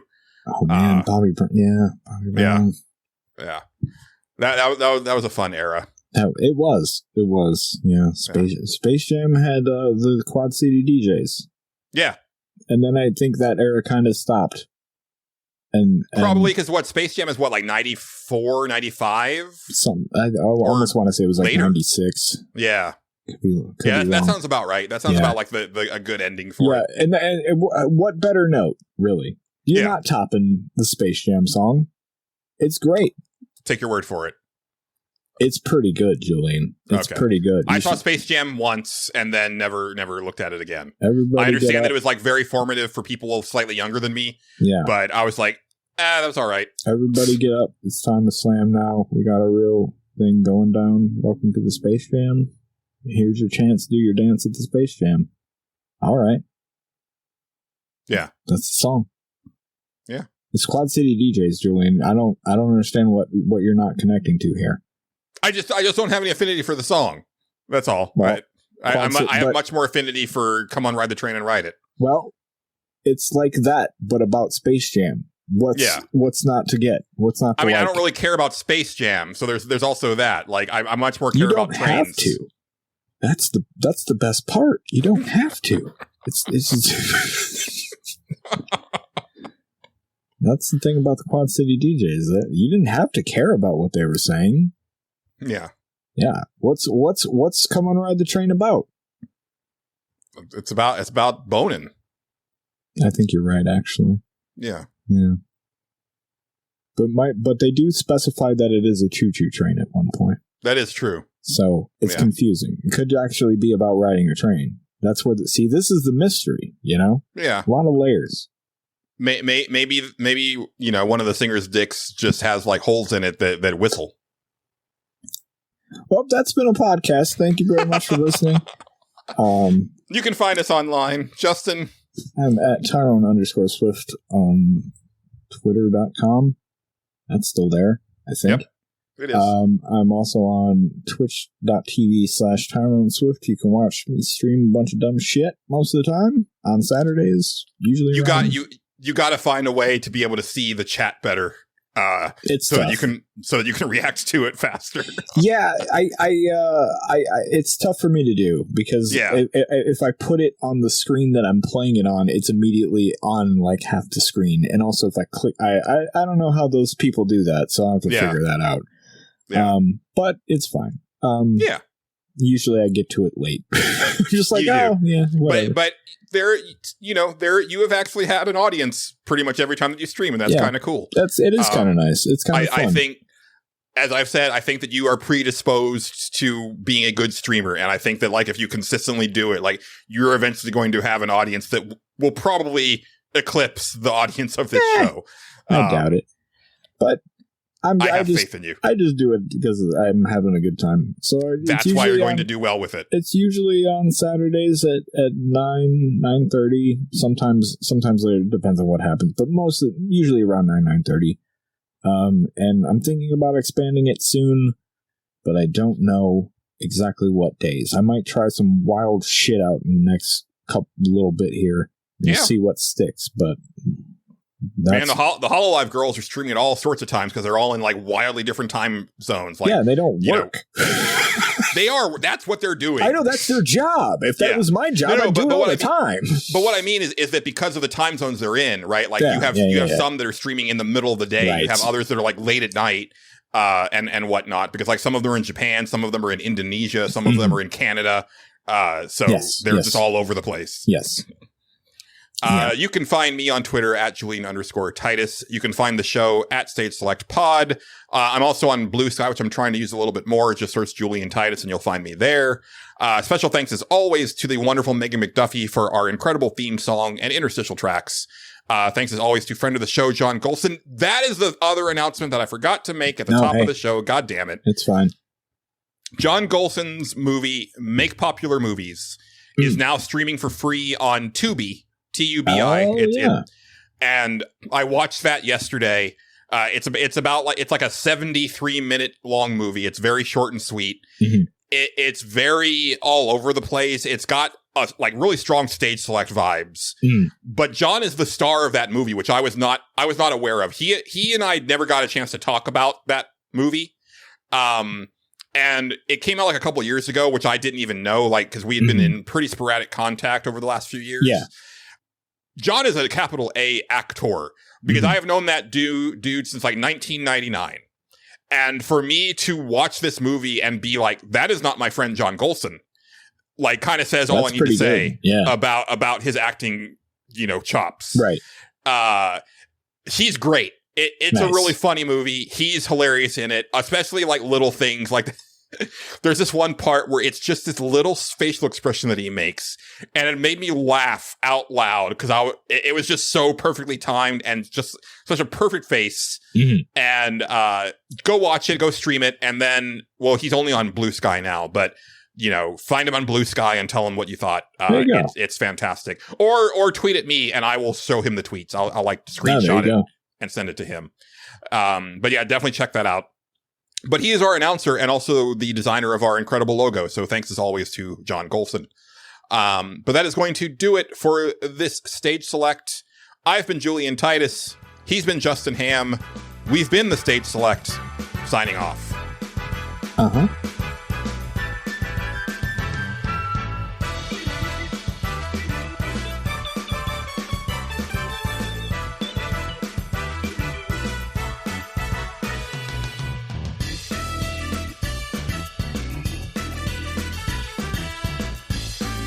The Stage Select is copyrighted and owned by Space Monkey Mafia Productions, specializing in independent podcasting. Please consider sharing the show with your friends and support us by joining our Patreon or donating to our coffee. Thank you, and good night.